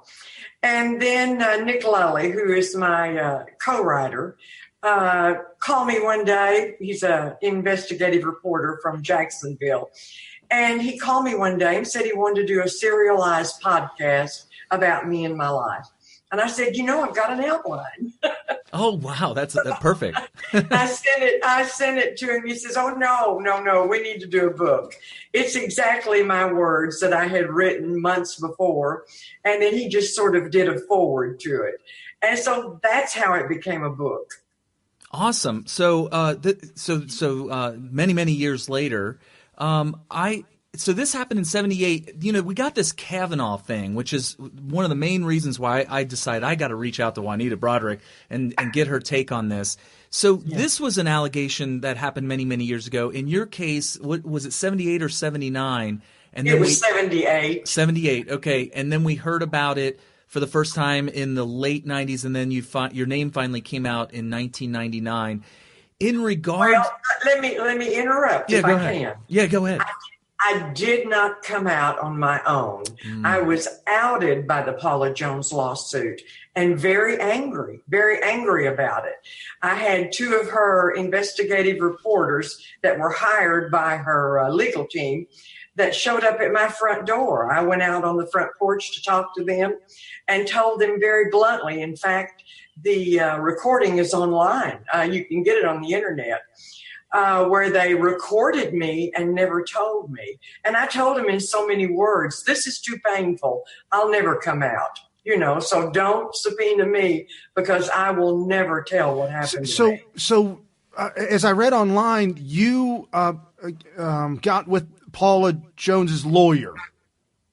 No, I didn't. You didn't? They subpoenaed me against my will. Oh, okay. Thanks for clearing that up. That's why I was so angry that I'd been quiet for 20 years, gone about my life, tried to deal with this the best way that I knew how. Then all of a sudden, here comes this woman. I know her today, and we're friends. But here comes this woman that is trying to out me for her own personal gain. And I was angry. And I told my attorney at that time, I said, I'm not going to come out. I'm not going to tell the truth. So that was when I denied the allegations. And when I left that deposition, I thought, well, that's the end of that. I don't have to worry about that anymore. Get this out of my life. Then 2 months later, here comes Ken Starr. And my son, being an attorney, came to me and he said, Mom, we got the deposition request from Ken Starr. It's time. You've got to come clean. They know, they have the recording. They know what you said to the investigators. And he said, it was a civil suit with Paula Jones. He said, but Mom, this is federal. You've got to come clean. So that's what happened. And how did the Clintons react to this? Didn't they? There was a lot of mistreatment on their part towards you, right?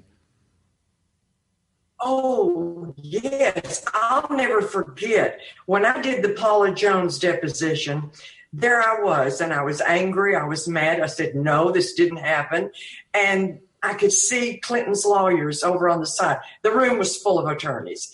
And I could see them nodding and smiling. And that's the only thing that really upset me about, lying in that deposition. Then same lawyers come back, sitting in the room for the Starr deposition. And when I started to unroll everything that had happened to me, one of them got up and threw some papers against the wall. They were not expecting it. Wow, that's amazing. I mean, I was young at the time, but these stories and these things that actually happened, nobody's talking about any of that stuff at all. It's damning information and gives your story even more credibility. Oh, exactly. That's what I tweeted yesterday, I believe, that you can't bring these sketchy, vague accusations out against a very honorable man without facing what they did to the egregiousness of what they did to us as Clinton victims.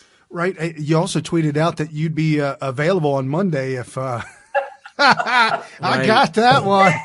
Listen, I've gotten so much harassment over that because that was tongue in cheek. I know, I got it. I got it. Democrats cannot understand that I was just saying, hey, what about me? Right. I'd be happy to go to our place. But man, did it go viral? Well, you know why it went viral bigger than anything is you exposed the double standard of the Democrats. It seems like we need to listen to potential victims, but except if they're against our politicians, then we can't listen to them. They're liars or whatever. Right. And so you've experienced that. Is this the first time? I feel like it's over the years. It must have been like over and over. You've seen these double standards. Oh my gosh! Up until none of the Democrats would support me, up until 2017, and I believe it was October, maybe September, when Chris Hayes came out on MSNBC. In fact, Mike Chernovich retweeted that today, where he said, this somewhatisms that we have with the Clintons is bad from the Republicans, but it's time to take a look at Bill Clinton. Yeah. And then after that is when Michelle Goldberg with the New York Times came out with her headliner, I Believe Juanita. Listen, that blew me over. I had no idea that was coming out, and I'm appreciative to Michelle for doing that. Do you think that some people might piggyback on the notion that people that normally in the past would not have believed you are now saying, well, we need to believe Juanita Broaddrick, that they're just trying to use that as a way to get people to believe the Kavanaugh accuser?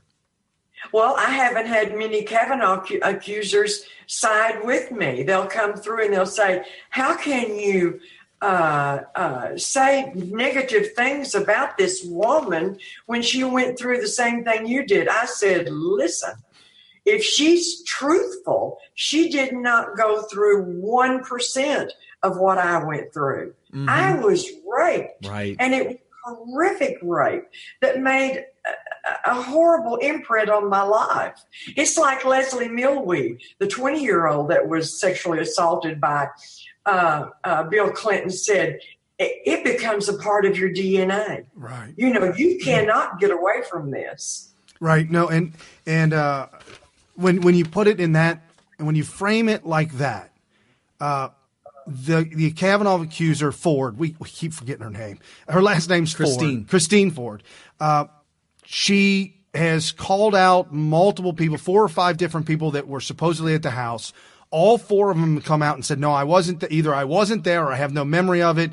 Kavanaugh said, I wasn't at the party. There are so many. She can't remember the time or the day, or the year, but she remembers she was 15, and now she's the same age as Kavanaugh, and now they're saying it was 17. I'm just saying, if you're going to come out, and if she really believed that the Democrat Party that she gave her note to, if she really trusted that they had her interest at heart, she's sadly mistaken, because the Democrats never have your best interest at heart. But it's no. And then on top of all of that, the accusation, and I'm going to put it, this is in my words,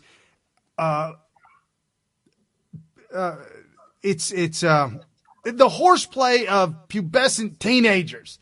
It's my stepdad used to say, quit grabbing those girls, leave them alone. Because, the boys are chasing the girls, and the girls this sounds like that may have been the situation. And that's assuming that he was even there. We don't even know if he was even there. And she stated no clothes came off, nothing. Yeah. But and I'm not trying to say that. Like MSNBC had a panel of women in Florida, and they talked to them about this, and they literally painted a straw man, and all the women agreed that Kavanaugh is innocent. They said, "No, I don't believe it. I don't believe it whatsoever." Then they painted the straw man. Well, when did you stop beating your husband? And they're like, "Oh, well, in that case." And I'm like, no, they painted the straw man for these women, and they weren't ready for it. They're not seasoned enough to go on TV and battle this MSNBC BS. If it's on CNN, MSNBC, 24 hours a day, 7 days a week, whether it be Stormy Daniels, whether it be, it's all an attempt to just derail the Republicans. And I hate to say this, but a lot of the GOP, the old-time GOPers, they're still not handling this properly.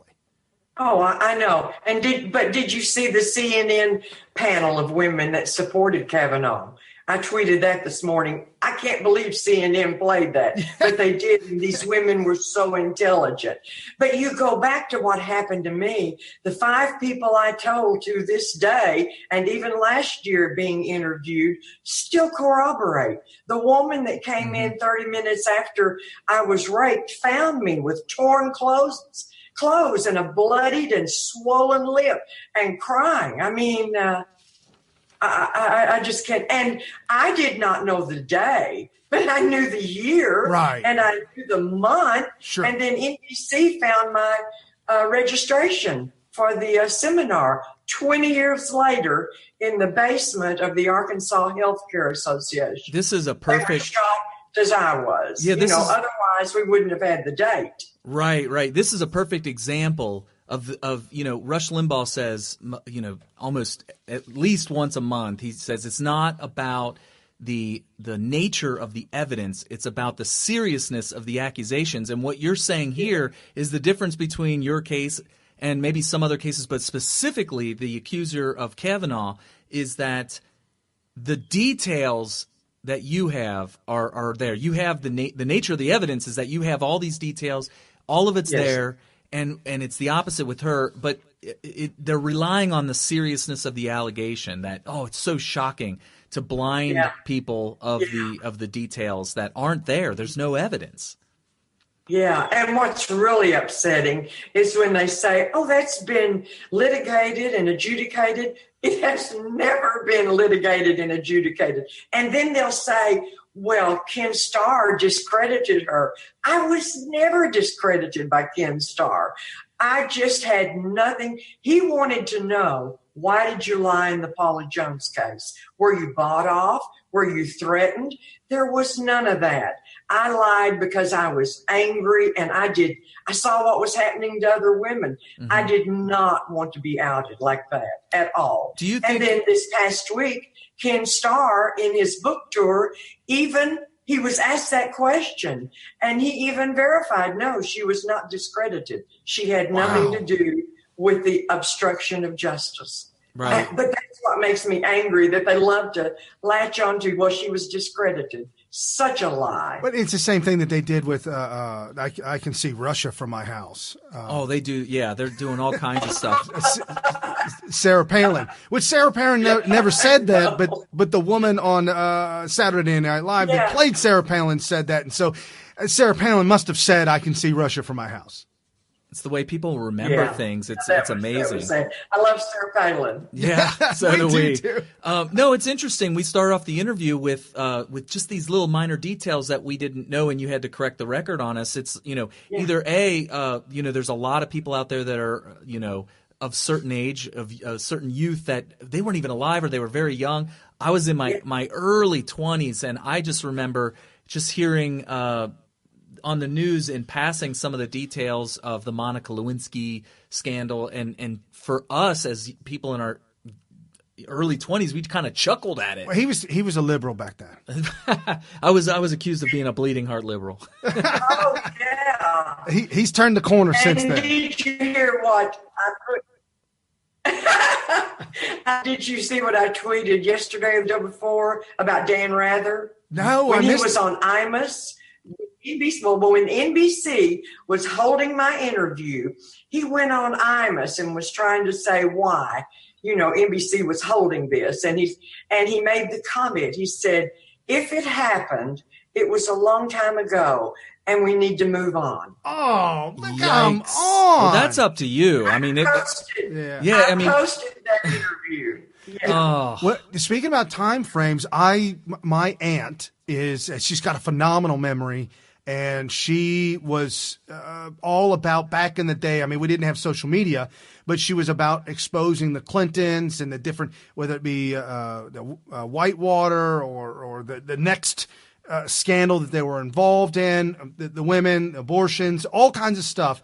That was like she was on a mission to expose the fact and that the media was lying back then in the 90s. Yeah. And so I called her this afternoon and I said, hey, you won't believe who's going to be on the show, but you have any idea? I mean, do you have anything you want to add to this? And she was a wealth of information. And one of the things she brought up to me that I could not find the video, but the president of the president of Now, Rush Limbaugh calls them nags. It's National Organization of Women. Right. National Organization of Women. Patricia Ireland was interviewed by like a Charlie Rose. It's probably Charlie Rose, some of the sources. Yeah. And Charlie Rose asked her, do you believe Juanita Broaddrick and her story? And she said she did. She said, I do believe her. And Charlie Rose followed it up with, then why do you support Bill Clinton? And she said the reason why she supported Bill Clinton had to do with, like she didn't say abortion, but it was women's choices. Policy. It was political policies, and it directly interpreted as abortion. Yeah. Well, I have something I'd like to say on that. I lived through that. I lived through Now saying, yes, they believe me, but sorry, we've got to go on. We have one foot in the White House. We have all of this legislation that we want to pass. And, if throwing me under the bus helped thousands of women to get better, a better environment, then so be it. I'm okay with that if they had to throw me under the bus. But it still hurt back then. Sure. Right. No, absolutely. And then one other thing that she made a comment, and I remember on Rush Limbaugh's show, he was talking about this, and this was coming up, this is in the 90s, and a undercover investigator, a cop, for better lack of words, called into Rush's show and made the comment, said, hey, when we investigate rapes, victims, when we get involved in these things, when we see serial rapists, a lot of times their typical MO is to bite the lip of the victim in the situation with Clinton. And from what I've seen in the news and what I've seen in some of the folks like the Cernovich, a good friend of ours, and Jack Posobiec and some of these other things, and seeing the Clintons over the years, I cannot help but to feel that is exactly who he is. Yeah. Oh, exactly. In fact, one of the Republican senators, and I can't remember her name right now, after she went into Congress and read my records and my deposition, she was, when she came out, her comment to the press or to someone around was, yeah, that's his MO. But of course, no Democrat would read my record. They wanted nothing to do with me. And it's like Henry Hyde and Dave Schippers in the impeachment committee when they were discussing this. And Henry Hyde says, listen, to try to tell everybody on the committee, I have a woman in Arkansas, didn't mention my name. He said, we're not going to bring her out to testify, but please just read her record and to see what we're dealing with this. We have a rapist in the White House. And that's when Ted Stevens, who was an old rhino, stood up and said, I don't care if he raped her, got up and shot her dead, you're not going to get the votes. Man. Wow. That's in Dave Shipper's book, Sellout. These people, these politicians, and we've been saying this for years and years and years, it's vote for the lesser of two evils. Vote for who's probably not going to be an awful, horrible degenerate. And then Trump comes along, and I've got my own opinions about Trump. Trump comes along, and it's like, yeah, of course. Of course we're going to do this. So one of the questions, we've got a small following of Patreons, and I put the message out to them, and they asked a couple of questions.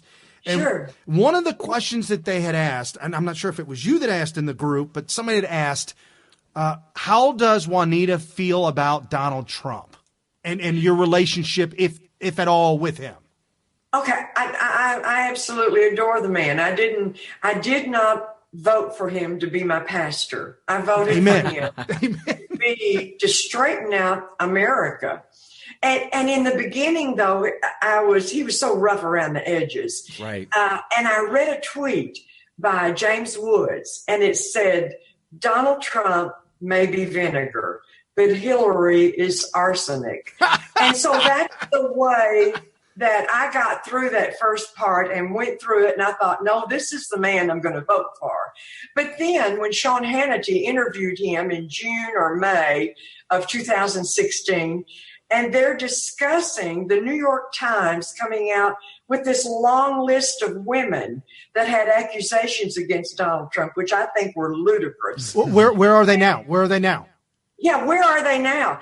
And Sean turns to him and he said, what about Juanita Broaddrick? What about Paula Jones? What about Kathleen Willey? He said, we have accusations of groping, exposing himself. And then Trump finished his sentence and said, and rape. I fell out of my chair. Yeah. I absolutely fell out of my chair. And that's when I felt, I would always say sexual assault, but that gave me, it made it valid. And from then on, I've said rape. Yeah, that must have make you feel really good to finally get that recognition of what had happened. Yeah. What are your thoughts on, or did you have another question from the group, or because I was going to ask her about Go ahead. the big thing, probably the main thing this week is the Kavanaugh hearings and the confirmation to have him as a lifelong SCOTUS pick. It seems to me that he comes from a long line of honor. He's been investigated by the FBI all these years, and then this woman comes out, and we're told as men, us brutish men here, that we are to believe these women when they come forward, and of course we're kind of like, okay, well, let's hear out what she's got to say. Let's hear the evidence. What do you make of Kavanaugh and the accuser and all this? Like, what are your thoughts of it? It's too sketchy. It's too vague. How can you? I was 15 once. It was a long time ago. I'm with you. I can't imagine being a 15-year-old girl and not telling anyone, no one. Not even a friend, not even a trusted. People jump onto me for saying that, but there's got to have been somebody that she would have told. I mean, I know I was 35, but it's just like I told Laura Ingraham and Martha McCollum the other night on Fox. I said, it's just it stinks. I'm sorry. It's interesting that you say that. Not anyone was told. And check this out. Congresswoman Eshoo from California, she is the congresswoman of the accuser. She was interviewed on Face the Nation this morning and was asked about it, and she interrupted John Dickerson to tell him, I just have one thing to say. Women tell each other their secrets. And what she was saying that for was that the accuser had told her some things that she does not want to divulge because she wants to maintain the secrecy of this woman. She had asked her to keep these things secret, and so she did not divulge. But if women tell each other secrets, and this happened to her when she was 15, there should be somebody coming forward to say, oh, yeah, she told me this. I think we lost Juanita Broaddrick. I'm going to have to get her back on. Oh, we need to get her to respond to that. So yeah. Oh, here she comes. There we go. There we go. I don't know what happened. There you are. But so she told her congressman was asked what it was that she asked her, and she said, no, women tell each other secrets, and I'm not going to divulge it. So my question is if this happened to this woman, and you're just now saying that you can't believe that she didn't tell anyone, not even a trusted friend back then. What do you make of that she said that her congressman said that? Well, it's true. Women know this. Women tell women things. It's just the way it is. Girls especially tell girls things. That's the way it's been and the way it always will be. And yet this accuser. Imagine. Did you see Jake Tapper's interview with Hirono? I did not. Fake Jake? No. No, I did not. Oh yeah, Jake Tapper. I mean, he was very good. He put her feet to the fire. Oh really? Wow. Good. I'll have to check that out. Now, definitely check that out. Just for the namesake, when I was younger, and there was a couple of people that I had known, young teenagers, not under the age of 15. And they had the females had said something to me, even as a guy. So when something happens of that nature, and you're that young, I'm not saying that you couldn't harbor it forever, but I will say that at 15, 16, 17, I don't think you would harbor it very long without. And it's unfortunate. I mean, and it didn't tell a parent, didn't tell a friend. No police reports, no paperwork, no documentation. The house is sketchy. The guy who owned the house, Bill Stills on YouTube, Bill Stills came out with a video. The guy that owned the house looks identical to Kavanaugh, and all this just circumstantial things that are just out there, and everybody denying it on Kavanaugh's side. Yeah, that they weren't even there. I wasn't even at the party. I wasn't even there. And then you got, I think, Cuomo. Cuomo was pushing with Kellyanne Conway. Well, if there's nothing there, then get the FBI involved. Get the FBI. And the FBI says again and again, we don't do this. We don't do this. There is no there.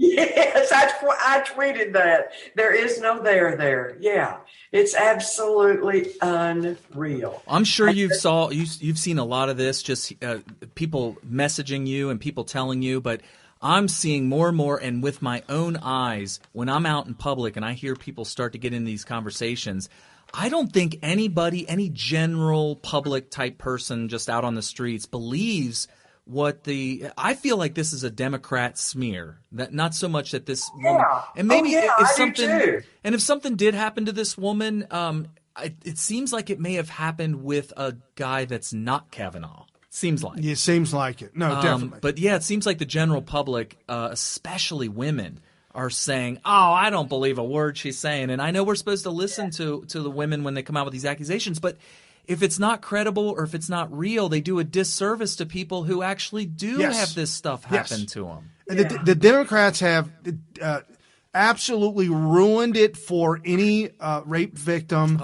They have ruined it with this Me Too movement. They have ruined it with the what was the black actor, the football player that got package checked? Terry. Terry comes out and says #MeToo. I had a producer check my package. No, dude, you weren't raped. I'm sorry. There's levels. There's levels of. Oh no! How about the ones that say I was asked on a date by a guy I did not want to go on a date with? Multiple times. Me too. Multiple times he kept pressing. That's what guys do. That guys pursue women. And they persist. And they persist. But when it comes physical, obviously that it's crossing the line completely 100%, and it's not cool. Right. But when it goes to the part as far as it went in your case, that's when the Democrats, we can't find a rape victim, so let's invent one. Yeah, and that's exactly. the disservice they're doing. Yeah, that's what's troubling to me is things like this really hurt true rape victims. Of course, it doesn't hurt me because they're not going to do anything about it anyway. I know. Yeah, it does. Do you all think she'll really testify? That is still up in the air, right? I think they're trying to delay it on purpose. It's last minute hour while I was doing show prep today. They said it's confirmed Thursday at 10:30. That's what they're saying. I don't think she'll show up. I don't either. I honestly don't think. Look what's happened. What's been found out within the last even 48 hours. It's crumbling. Yeah, you're absolutely right. And when you're in front of, even if it's closed doors, and you're in front of Congress, and you got to take a bus because you don't like to fly. And then you find out that she's flown all over the place. And you find out that Grassley's willing to do a phone call interview. And if she shows up, she's not going to be prepared. It's going to fall apart. It's going to completely disintegrate. So to keep the narrative going, they got to keep the snowball going. I think they're going to try delay is what they're doing. Well, you see where they brought in that, I think it's McCabe's attorney. I had that in the show notes. McCabe or Stroke? McCabe's attorney. Yeah, she just hired Andy McCabe's lawyer. Yeah, and that's because now all of this is coming out. I just did an article with Town Hall. They put it out this morning. These two women were Hillary freaks. Banks and Katz are they're the ones that were saying, oh, look at that white outfit she has on election day. And they said, we have got to get us a white outfit like that when she wins. What? Celebration. Oh my God. I didn't get that. I did hear that she did the pink posse hat in the protest. She did that. She was involved in that movement, anti-Trump. It's just unfortunate. But real quick before I forget, a couple of other real quick questions from the group. Sure. Bill Morgan says, I assume she's been around Hillary. Does Hillary have a history of health problems, things that shaking, etc., or is this a new thing? And also on a side note, is Hillary, the rumors of her being an angry, vicious snake, is that true too? If you know any of that. No, I've not been around her in 40 years. Okay. Not since she threatened me. But you can see her on TV, and I'm a registered nurse. To me, she exhibits all the symptoms of Parkinsonism. So you're backing up Mike Cernovich's claim that she might have. I really think that. Okay. Well, I mean, I don't doubt it. No, I don't doubt it at all. The EpiPen that everybody's talking about. You remember when they were talking about the doctor guy and he has the. Yes. What's that? What's that? What is that? Yeah, well, you could see it in his pocket, the man that went around with her. Yeah, she definitely has some severe problems. And even Parkinson's disease, affects you mentally. But, yeah, she's bound to have some serious medical problems. Okay, and did you ever, this from Lotus, did you ever feel that your life was ever threatened for sharing your story and coming out? Oh, before I shared my story, yes. Whenever, in 1991, I was at a nursing home seminar with two of my nurses, and one of them was the one that found me that day in 78. And someone comes to the door and says, Miss Broaddrick is wanted in the hall. I go out there. They follow shortly behind me, and he points down around the corner by the elevator, and he said, you're needed down there. So I go down around the corner, and there stands Bill Clinton. No! I was totally, it's a wonder I didn't faint. Hold it, this was in 91? This was just before the election? So he was a governor at the time. Yes. So this is, he comes over to me, and I just start backing up. He tries to take my hand, and he starts with all this gibberish of, I'm so sorry for what I did. I'm a changed man. I'm a family man. And this was shocking to me. I had never been in this man's presence since he raped me. And I just sort of back up and I start to cry and I say, you go to hell. Yeah. And I walked off. And when I got back to where my nurses were standing, they said, what in the world did he want? And I said, he apologized. And none of us could believe it. And then 2 weeks later, he announced he was running for president. But what worried me about that moment was that he knew where I was at that time in my life and could reach out and touch me. Wow. So at that time, you were surprised that he was able to find you so readily. Oh, I was shocked. He must have been keeping tabs on me. Wow. That's a little scary. And then, of course, the bimbo eruption squad by Hillary Clinton was that I imagine if I were the target of something like that it would feel kind of threatening. Oh, I did, but I'm fortunate. Now, Kathleen Willey had personal threats issued to her when she was walking around by some man. But I'm very fortunate financially. I mean, I worked hard all my life. I own nursing homes, and I have a home that has fenced and has a security gate. Good. And so it's going to be very difficult for anybody to get through to me. And I have very concerned neighbors. So it's different. Kathleen was alone. And when I came out, I wasn't alone. I was married at the time and had numerous friends that continually checked on me. This question by James Corwin, pretty much just asking, since you've come out, has there been a specific reporter that seemed to be the most fair to you? Oh, none of them fair to me. Oh, gosh.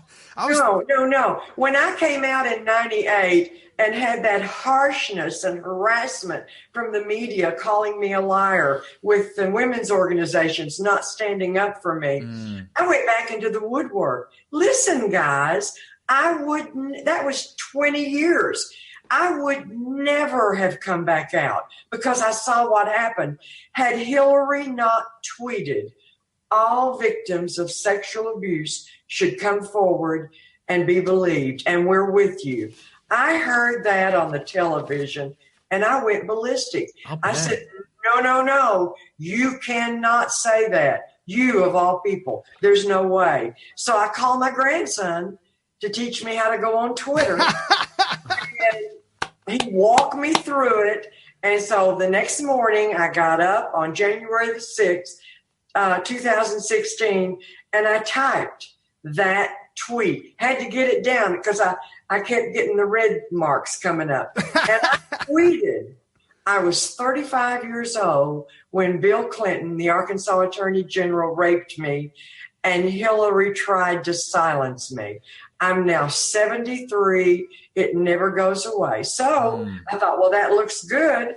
I clicked tweet, and within probably 5 minutes, my phone was ringing off the wall. And I had not said anything that I hadn't said 20 years previously.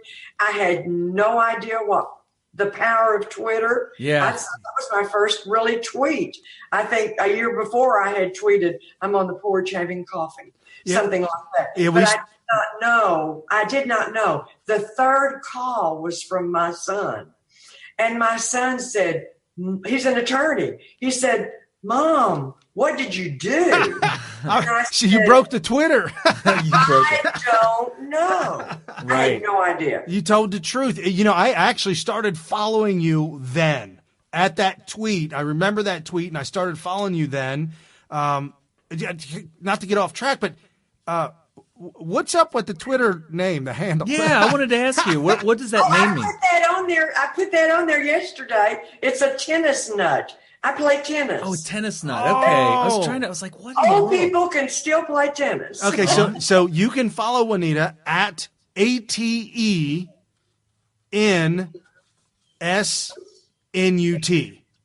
Pronounced a tennis nut. Okay. But of course, Democrats pronounce it a tense nut. What do you know? What a surprise. A tennis nut. No, that's fantastic. Well, do you have another question, or because you better put some ice on that. How I Survived Being Raped by Bill Clinton is available on Amazon by Juanita Broaddrick, and please go out there and get a copy of that. I heard, is it less than 100 pages? Yeah, it's around 100. It's not a big read. Yeah, I'm ready to get it because I can't do books more than like 150 pages. So I am going to get one right away for sure. I highly recommend all you guys get out there and get that. And we thank you so much for coming on and being a guest on Smith Radio. Oh, so happy to be with you guys. Call me back again. Awesome. Thank you so much, Juanita. Okay, Bye-bye. Thank you. Bye. Awesome. Okay. Did you get that link for our last guest? Yeah. We're only 9 minutes late on him, so we should be good. Awesome. So our next guest that we're going to try to get on is an important guest for this coming up winter, because we have the American Priority Conference. Are you sending it to him? Hopefully, or do I have to do it? You got it? Okay, cool. Does he have an email? I thought I sent that to you. So his name's Alex Phillips, and I cannot see. Let's see. Do you want me to read it to you on the air? Here, I will. Here you go. Here, let me send it to you. It's right there. Yeah, you send it to him right now. Huh? Oh. Yeah, here, I'll give it to you in the Zoom. All right. So we're going to get Alex Phillips on, and he's organizing the American Priority Conference, which is in December. And you're Zooming it to me. Yeah. Oh, see, we got it. We're all kinds of desktop. Sorry, folks. We got it. Whew, good times. That was an awesome. That was back-to-back incredible interviews. I hope you all absolutely enjoyed it. We had a great conversation with Brandon. #walkaway. Yeah. Very, very good. And Juanita's her tent, the lighting in her room was a little bit darker than ours, but that's okay. It's She okay. doesn't have a studio. Yeah, it went That's over okay. real well. So getting back to some things that are going on, we'll wrap this up real quick. The whole Kavanaugh thing. Hillary did say that I heard Kelly Conway say we shouldn't be subjecting her to insult. And I think you can avoid the appearance of insult if you don't have an investigation. So Hillary Clinton begging for an FBI investigation, and that is the only way to do it. And Republicans are insulting Christine Ford, who's come out against Brett Kavanaugh. It's just an absolute joke. And again, the timeline, Anna Eshoo received the letter from Christine about Kavanaugh and the situation that she claims went down from an unnamed Stanford law professor. This thing gets so strange and it gets so convoluted. She then gave it to Feinstein. Nobody gave it to the FBI. Feinstein's involved with it.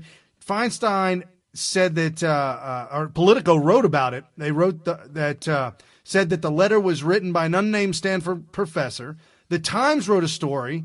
Doesn't explain why Feinstein waited until a week before the Kavanaugh confirmation vote. I'm telling you. And then the FBI today said, and this was September 13th, that it had received Feinstein's referral and included it in Judge Kavanaugh's background file. A bureau official also said that no criminal investigation has been opened related to the matter. The Times said it spoke to 2 anonymous sources who say the letter concerned an incident of possible sexual misconduct between Judge and the woman when they were both. So someone familiar with the matter told the Times. Here we go again, folks. Third person removed. It's out of control. Lou Dobbs came out about this, said GOP leaders are being played the fools. 4th purported witness claims no knowledge whatsoever. I tweeted this out. I said, you're right. Would be best for America, because she was supposedly said that she feared for her life, so she moved to California and said she should move to New Zealand. She wanted to move to New Zealand. And I said, you're right. That would be best for America if she moved to New Zealand, because what she's doing will haunt her for the rest of her life. Okay, so let's see if we got this going. Oh, yep, we got it.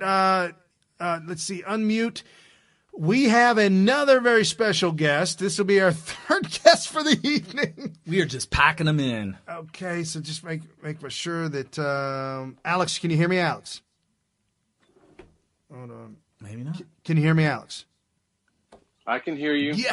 All right, awesome. Go ahead if you want to introduce Alex real quick, and I'll get the video feed set up. So there's a conference coming to D.C. in December. It'd be December 6th through 8th, and the person organizing that conference, called the American Priority Conference, is Alex Phillips, and we have him on right now. Welcome to the show, Alex.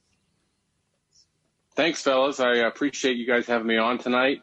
I want to tell you, I really like your show today. Y'all had some good guests on. It was very fascinating to see Juanita, tell her story. I think that, what you guys are doing is really at the core of what the American Priority Conference is about. My background in politics is from the telecom world, so I know all about the internet. Cool. And I spent most of my time, past 6-7 years, going to D.C. to meet with regulators mostly, and folks on the Hill to talk about internet regulation and broadband policy.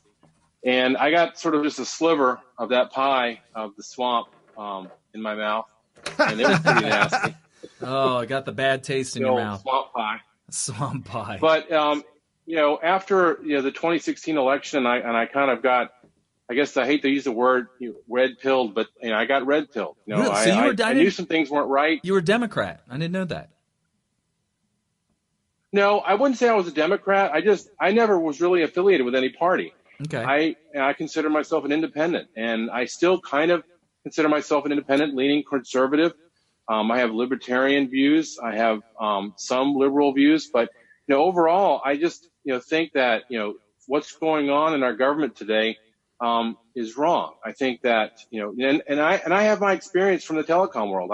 I've seen the Democrats be in charge. I've seen the Republicans be in charge, and they always kowtow to big business. When it comes to the FCC regs, and so that's not really representing the people. And whenever I was in D.C., I spent my time representing the people. I spent representing small businesses who actually represented the heartland of our America. The rural counties, rural cities and towns that were left out, that big business didn't seem fit to be able to provide broadband services. So, I've got a good background in this. And so I decided in 2017 to step down. I was the president of WISPA, the Wireless ISP Association, for 2 years, and I was on the board for 6. And I decided to step down and focus my efforts a little bit more on the broader side of politics and get involved in some more issues. So internet policy is still a part of what we're doing. If you can look at our agenda, we've got, internet in rural America. We've got the Internet Bill of Rights as part of our, discussions. Awesome. Well, before you go further, a lot of other issues. We should probably tell them where to find all this stuff. We got AmericanPriority.com. Is that where we're going, where we're sending people? Yeah, AmericanPriority.com is our website, and that has a place where you can go to find out more about the conference, see our speakers. We've got a pretty good, respectable list of confirmed speakers. We're still building on it. Yeah, we're still building on it now, right? Yeah, I had a few more people confirm with me. We have a panel where we're going to talk about related to political violence. Obviously, it's a hot topic.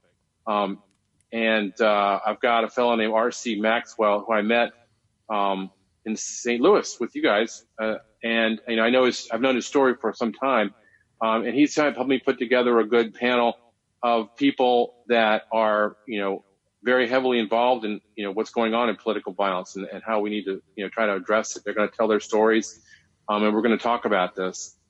Political violence is a real big problem, and I've never been a victim of political violence, but since I got involved in this conference, and we've been doing the marketing for this conference, I have seen some of the most hateful messages on Facebook from people that don't even know who I am, it really bothers me because I saw this also at the Mother of All rallies. People would just be jogging by and just drop the F-bomb, left and right.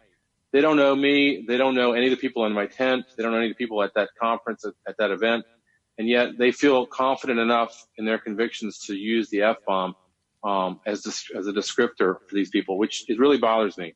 And I think that discussion and open dialogue is really a key to solving this problem. Back during the campaign, my daughters and I, and when I say daughters, they were 8 and 9 with me, their dad, and we went to a couple different businesses around the on and off ramps of the interstates near here, and I asked one of the local car shops if we could put a Trump sign out on the street right near the freeway. And we got discussion and talking about it. He's like, yeah, sure, go ahead. So we walked out there, put the Trump sign out there, and as we're doing this, 3 different people driving by screaming F Trump, just the vile right in front of your cursing kids. Right in front of the kids. Right in front of the kids. So I just don't get all the anger. I don't get it. I really don't. Yeah. Unless it's lack of civility too. Like it's weird. You remember when we were in D.C. one of the times we were there, and there was a rally, a leftist rally that we didn't even know about. We just walked out and said, "What are all these people doing?" They were marching on to the White House. They were going to go up to the fence, and then when they got there, they were going to stop and show their signs and stuff. And they had children with them. Yes. And they were screaming obscenities. Some of them were actually the parents of the kids that were screaming obscenities, and the kids were just standing around listening to all this. And I remember thinking, well, and I even said it. Kids around here. I even said it. I would say it when they would scream such vile obscenities. I said, do you realize there are children around here? Yeah. Whether they're yours or not. They probably thought you were crazy. Yeah. Yes. So back to the conference. So we have this conference coming. It's December 8th, 6th through 8th, which is Thursday, Friday, and Saturday. I'm glad my wife pointed that out because I just assumed, 3 days. It's got to be Friday, Saturday, Sunday. So we want to make sure that people know to plan ahead accordingly, make sure that they know that it'll be Thursday, Friday, Saturday, right? December 6th, 7th, and 8th?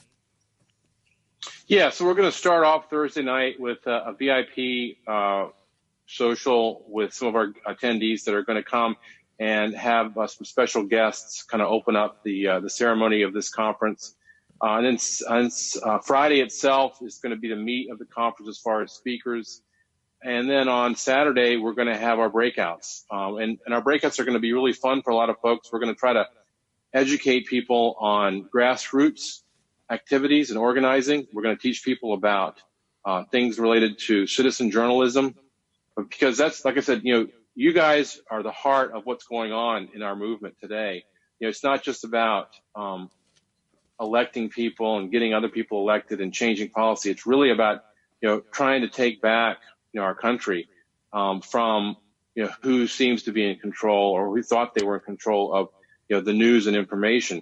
Citizen journalists like yourselves and people that, get on, spend their time and sacrifice their family life and their work and whatever it is they're doing to try to get the news out and try to present it in a way that's unbiased and truthful is really at the core of what we're trying to do. I don't have anything that we're selling. We're not selling any political agendas at our event. Obviously, our event is somewhat left or right conservative leaning.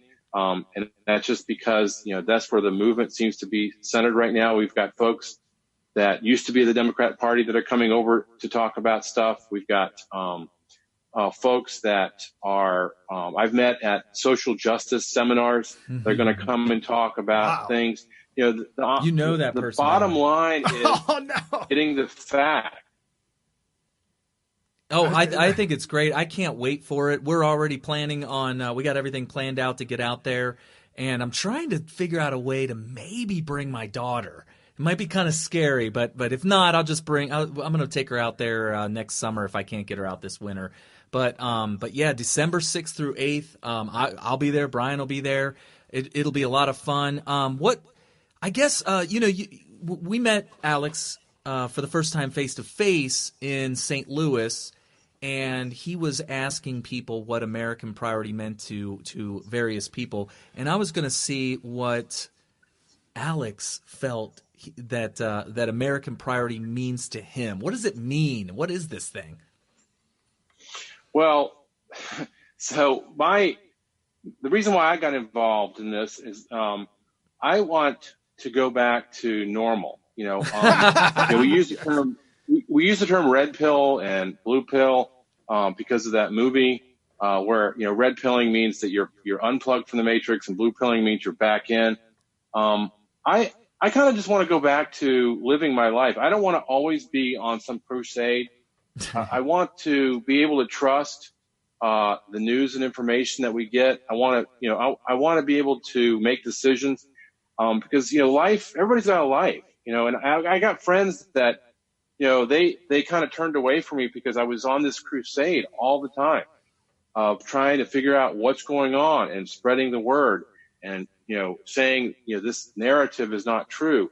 But, meanwhile, I got 2 boys, they're growing up. I've got grass that needs to be mowed. I've got honeydew projects around the house. We've got our lives, and our lives can't be constantly trying to second guess what the government is trying to do. We want to be able to trust things. We want to get back to, I would love it if we had a day in time where there was no more conspiracy theories, where we could actually trust our leaders to do what's best and what's in the best interest of the people that elected them, and have special interests pulled completely out of the picture, and have, global, multinational corporations not be part of, what decides, what's going to be my health insurance policy going to be in the government, for laws and for policy. I want things to be, back to normal, so to speak. And I know that might seem kind of naive given the complexity of our world, but, it's a goal, it's something I want things to go back to normal. I want to have these conferences every year, and I don't want it to be, a crusade every year to fight against some evil, dictator that's trying to, take control of our government or cabal or whatever it is. I want it to be about, all right, we've got these things we need to decide. It's, like the Internet Bill of Rights, for example. I went through the net neutrality. I'm going to call it the net neutrality thing. Because I was an internet service provider, and I was on the board of directors of an agency, an organization that was advocating for our members. And I also sat on the Consumer Advisory Committee at the FCC to help write, some of the policies that needed to go. So I've seen all of what's going on, and I'm sorry, but internet net neutrality has been sold in so many different ways. Nobody knows what it is. I have my position and my opinion about what it was because of what I saw having to deal with these regulators. But if you ask 2 people what net neutrality is, you'll get 2 different answers. Yeah, if you ask 5 people, you get 5 people are lying about it. People are lying about what it is. Net neutrality is the idea of saying something that seems very supportive and, for the people, but then executing a law and a regulation that is not, is what happened. It's like if I say to somebody, I like puppies. Well, to one person, me saying that means that we should have puppy mills and we should make more puppies. But to a different person, it means that puppy mills are bad and we should get rid of puppy mills. So, obviously that's an extreme situation there, but it's really that extreme. I thought you were going to say one person might say, "Oh, I would like to have one as a pet," and the other one would say, "I would like to have one for dinner." Yeah, well, there you go. Well, yeah, you could go either way with that. But right. What net neutrality turned out to be at the end was a way to limit who could be a broadband service provider. It was a completely new type of censorship. For history, throughout our history, since the FCC was founded and was regulating, broadcast media, where you could be one person speaking to the masses, they have not wanted to have more to regulate. They wanted to have less to regulate. And they've said this, it's very open. It's not a conspiracy theory. Anyone who you ask at the FCC, they would rather have fewer companies to regulate than more companies. It's, it's just business. It's nature. It's, it's not rocket science.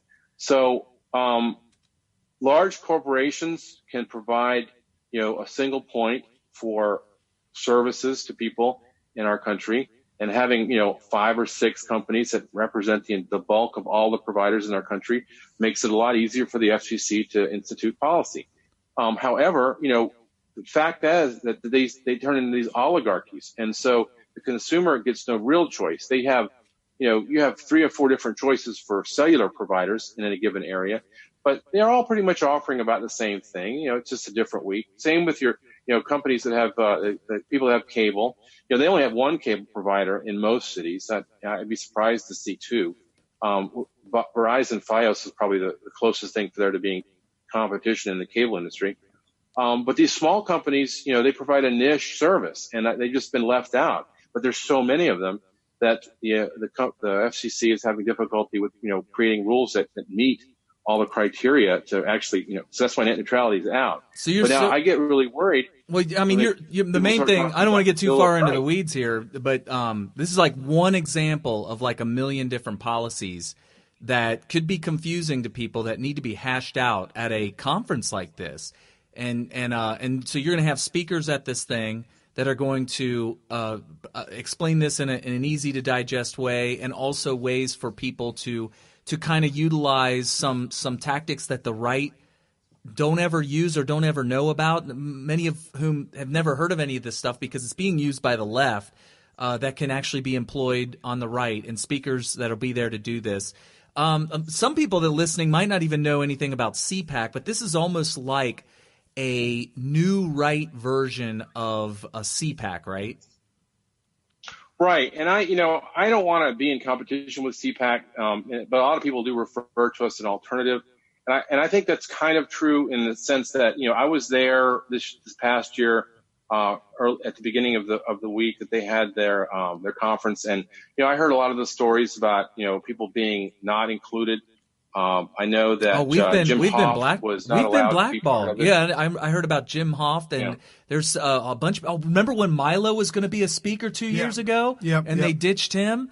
So CPAC has got a little bit of an issue there. I think that they've been infiltrated by a lot of rhinos, but I get what you mean, that you don't want to compete directly with them. But this would be, I think what the main point here is that if you feel like you're normal, then you should come out to this thing and get some education, get some training, get involved, take action. And if you want what Alex wants, which is to get back to normalcy. If you want what we want. Yeah. I mean, you guys listen to us day in and day out. Right, get out there. You know where we stand. And we'll be there. We'll be there. Yep, we'll be there. Anything else? Any closing statements there, Alex, to get people out there? Well, yeah, so if you go to the website, AmericanPriority.com, you'll see on the homepage, it says the conference for the people, by the people, a home for free speech and free association. A lot of folks ask me what that means. The first part, the conference has really been developed by a lot of folks that have been asking me for stuff. So, the grassroots training and organizing was something people asked me about. How to do citizen journalism.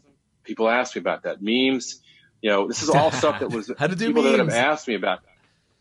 But the other part about, free speech and free association. So, obviously free speech is pretty clear. We want to be able to say what we want to say. But the free association part is something that's been happening, mostly on the left. But, I've seen it with our movement too.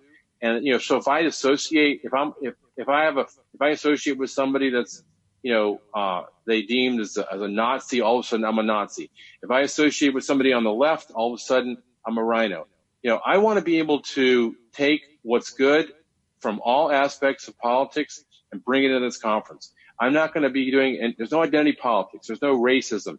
There's no, one way is better than the other because it's a Republican versus a Democrat. I want people to be able to come and talk and not be lambasted because your friend doesn't believe in, let's just use abortion since it's a hot topic. All right, so your friend who you've been friends with for 20 years, great relationship, very loyal. He believes that abortion should be illegal. You believe, or he believes it should be legal, and you believe it should be illegal. But on every other aspect of your lives, y'all are in agreement. Mm-hmm. So all of a sudden now, because I associate with this guy because he believes abortion should be legal, I can't associate with him anymore. And I don't believe in that. I've got friends that are Democrats that I'm still friends with, and we have very healthy discussions. I have friends who are conservative Republicans who are anti-Trumpers, never Trumpers. We still have healthy discussions. So I'm not going to let politics determine who my friends are. So everybody's welcome to this thing. Everybody. Everybody but people that are going to cause trouble. If you're coming to cause trouble, don't bother. Don't come. That's not helpful. All right. Well, everybody, if you're going to cause trouble, don't come. Don't come. No. So AmericanPriorities.com. Go there, folks. Go there. Alex Phillips, Thank you so much, Alex. I really enjoyed meeting and hanging out with you in St. Louis. And we're going to be hearing a lot more from you and other people that are going to this thing, and we're going to make this thing an awesome event. It'll be the first ever, and we'll build on this every year, and we're just going to take over the world. All right. Thank you so much, Alex. Thanks, fellas. All right. Awesome. Okay, bye. So December 6th through 8, we are going to D.C. again. And we are going to have a lot of fun. And by the way, I think Brian and I are going to be part of a panel that's going to help anybody who's watching right now that says, you know what? I can do it better than those guys. I can do it better than those guys. Those guys are terrible. If you guys want to, if any of you are out there that have always wanted to do your own radio show, right? Or if you ever want to do your own podcast, if you ever want to, what equipment do you need to start? Well, as it stands right now, it's getting so cheap and so real that it ain't even funny. When we got started, there was a lot of stuff that wasn't even invented at all. Well, there was one guy you tracked down on an invention to take phone calls. Oh, yeah. That we actually used for interviews. My brain was fried by the time I finally found that. But check this out. And don't let me forget that, too. That's something we need to talk to people about. So we go to this St. Louis thing, and we're telling this one guy who's running for Senate about what we're going to be doing. And he said, oh, really? I could do that in 1 second. I'm like, what? And he busts out his phone. He downloads an app. He hits two different buttons. And he's like, I'm live right now. Yeah. So we'll teach a lot of that stuff. So you could do it the super, super cheap way. You could do it the more sophisticated way. You could do it the super expensive way. And all of this stuff will be taught, and it'll be awesome. That's just one breakout session. There's another one. Right. You ever notice that the liberals, they got these community organizers. These people go to college for this stuff. Columbia has special classes for community organizers. Barack Obama went to college for community organizing. Community disorganizing, yeah. But the thing is the things that they do end up churning out votes, or it gets people fired up and motivated into action. And it's like, how come it's always them doing this? Well, there's going to be a community organizer who learned all this stuff in college, had the same professors as Barack Obama. Same professor. She was a leftist, and guess what? No. She turned into a Trump supporter. What? And she said, you know what? I feel like I could use all this stuff that I learned in community organizing.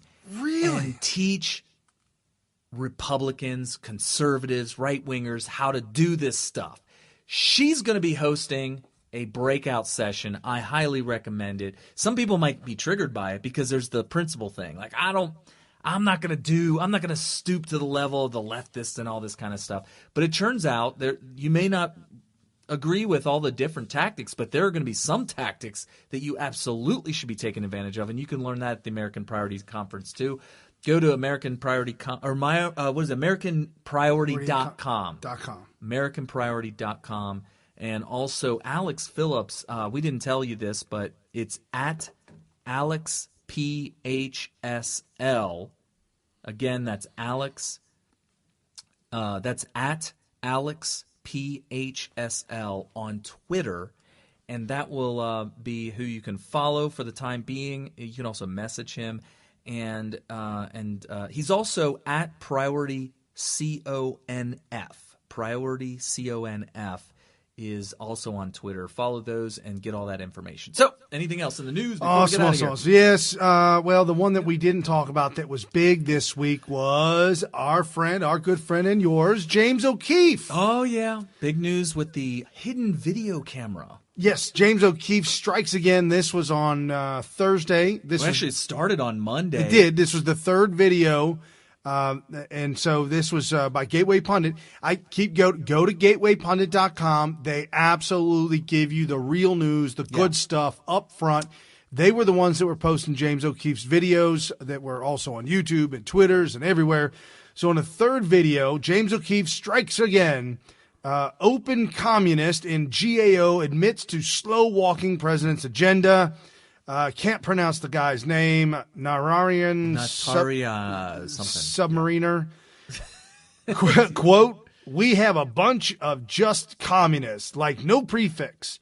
And that's basically me. We have some folks who are Trotskyites and Leninists. Oh, gosh. That work for the government, and that is their sole job, is to slow walk, back walk, and obstruct the current president. And here's the thing. You can be a communist. You can be a Trotskyist. You can be a Leninist. And you can apply for and get a job in the government. You can do all that stuff. But, guys, if that applies to you, you should not use your ideology to undermine a president based on the fact that he is of an opposition ideology. He was elected by the people, not you. Yeah, that's one thing. But also, if you don't agree with his policies to the point where you just can't do it, you need to resign. That's the honorable thing to do. Right.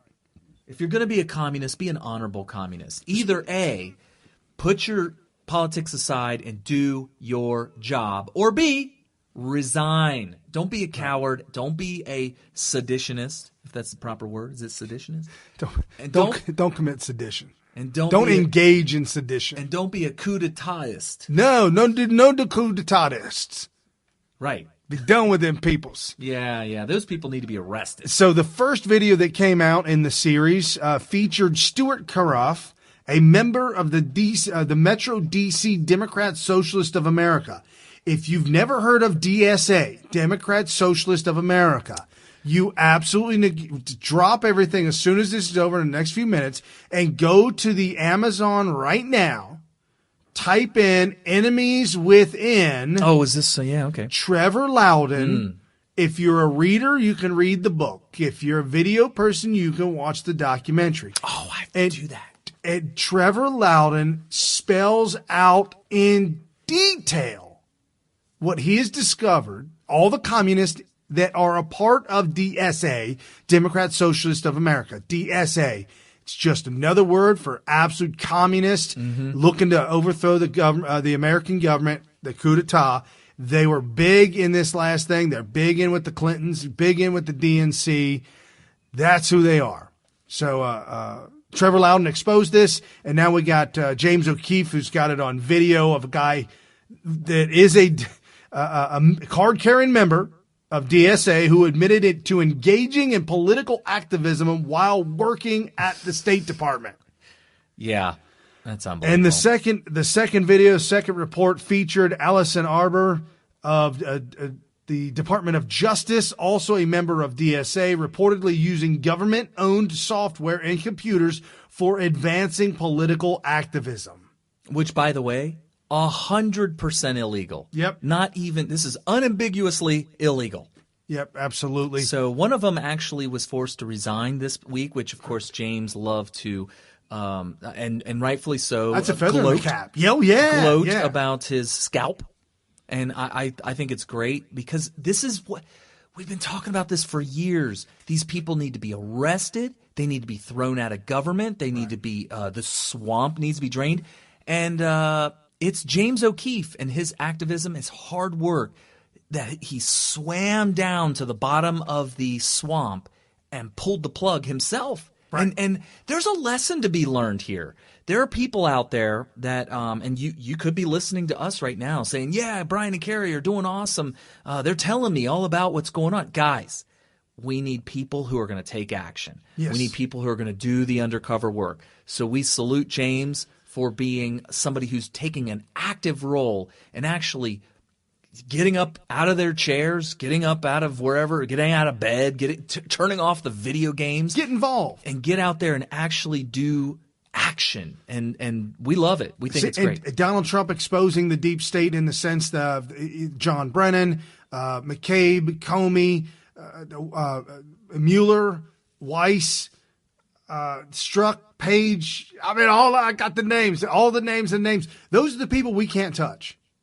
Not necessarily. These people that James O'Keefe is exposing, while Trump does his thing with the top dogs and gets and exposes them, we can do this at the bottom level. This is bottom ground level work. Laura Loomer ended up getting a hold of Keith Ellison this week. Yeah, and put signs in front of the. It was it wasn't just her. It was a bunch of people with signs, and they were blocking his vehicle, and they were putting these huge signs over his windshield while he's trying to pull out. He is running for the highest position of law enforcement in Minnesota as a violent woman abuser. Yeah.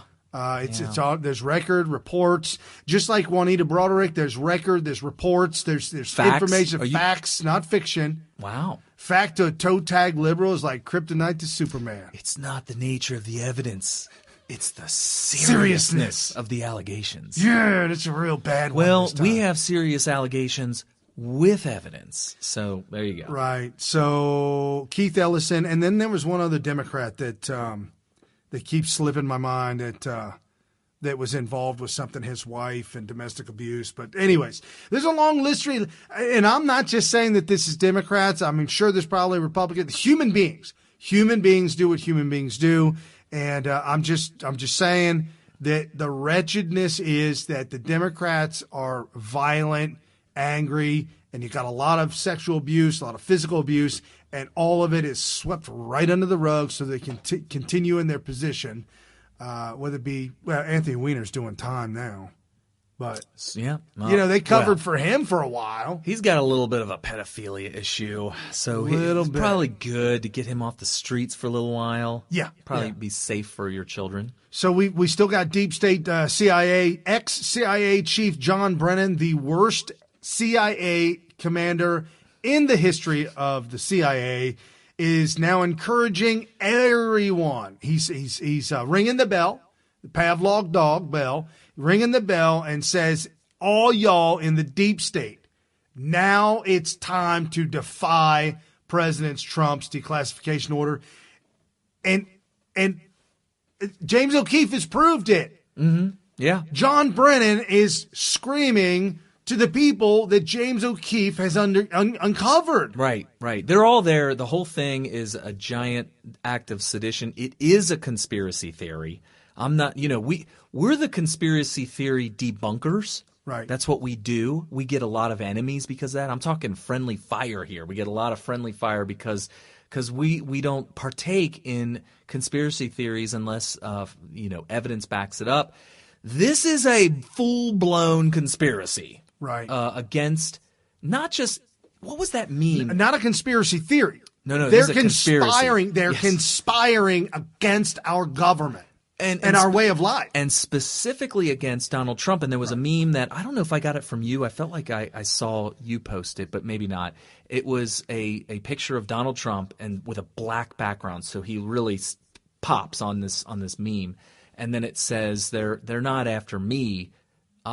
They're after you. I just stand in their way. Did you see that one? No, I did. Oh, yeah. They're not after me. They're after you. I'm just standing in their way. And that just goes to show you that when they attack Trump, the reason it is that they are attacking us is because we elected him as our representative through a constitutional process that was written by our founders, right? And so we're following through with the Constitution. This is the American way. When people say, what does it mean to be American? What are the American principles? This is it. It's all written in the Constitution. We come together and we go through this electoral college situation where 30 out of 50 states had a majority for Donald Trump. So that's a landslide as far as I'm concerned. 30 out of 50 states voted for Trump to be our representative as president of the United States. And you got these people who are not elected at all in what we call the deep state. By the way, people say deep state. That's not even a thing. Guys, it's defined. It's really simple. Well, new book out by Jason Shavitz called The Deep State. Right, and I've defined it. I think I was the first one to ever define it, and I've defined it here on this show. I defined it on Your Voice America. When I defined it on Your Voice America, I was co-hosting with Jack Posobiec and Adam Gingrich. And Bill Mitchell, all four of us were on this panel. And I said, hey, before we start talking about the deep state, let's define it real quick. I'll say what I think the definition is. And you guys, if you disagree, just tell me how I'm wrong. And I defined it this way. The deep state is the collection of government employees that are not elected. They're either hired or appointed.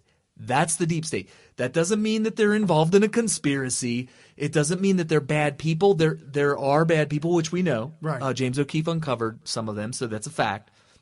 And, of course, there's people that are doing honorable, good service to their country as employees of the government. Well, and Trump is part of the state. He was elected by us. He's not a deep stater. Right. Deep state means that you were not elected. These are unelected employees of the government. That's it. There's no more to it. There's people assign so much extra definition to the word deep state. The guy that came out recently and said that he's a high senior advisor to Trump comes out to the New York Slime saying that he's doing everything possible to overthrow Trump, and Trump's insane, and there's discord and all this nonsense. Totally anonymous, which I think that whole story's fake. But if it is true, that is a deep stater. Right. Anybody. Our cousin, or my cousin, your brother, deep stater. Deep stater. So check this out. Adam Gingrich and Jack Posobiec and Bill Mitchell, all three of them, while I said this, said, yeah, that's a great definition. So, I mean, it's been defined. I defined it. Nobody had a problem with that. But then all of a sudden you start to see these left-wingers say, oh, you're one of those people that believe the deep state. It's like, yeah, do you not know that there are unelected government employees? Are you denying that? So this is not a thing. There is a deep state. Real quick, this is great information. Also, we were talking about John Brennan, Rod Rosenstein, information coming out about him this past couple of days. Rod Rosenstein text information about how he was actually trying to help the coup and depose Trump. Jason Chaffetz, pray for his safety. His new book out called The Deep State. Here's him on Fox and Friends just talking about it, and what he says at the end about Jeff Sessions should shake us all to the core. So get the mute button. Effort. Remember, when Donald Trump first started, there were leaks. There were just absolute leaks that were going on.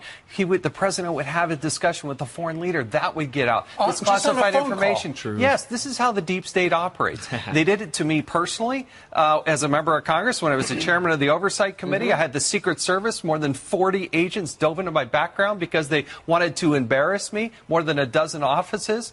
The IRS, we detail in the book what happened with the IRS. We go through fast and furious. You go through all of these cases, and by Benghazi, I mean, they sent a spy essentially to just watch what I do.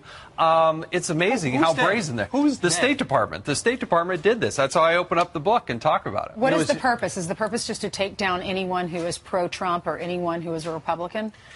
They don't want exposure. They don't want accountability. They want more power. And they align with the Democrats in large part because Democrats want bigger, more government. But when you have somebody like who's involved in oversight, there's always somebody doing something stupid somewhere, right? And so when you unveil that, they don't like it and they fight back. And they're fighting this president. They fight members of Congress like Devin Nunes and others. And that's how they operate. No, they have done it. And you have a complicit federal government who actually pushes this in that direction. And that's what I talk about in the deep state. It is real. They do fight back. They are brazen. They don't hide in some corner. They actually use the tools and power of government to move that ball in that direction. So I didn't use this in the book, but there's the B team. There was this famous story about a congressman who went to go meet with the cabinet secretary, and they said no.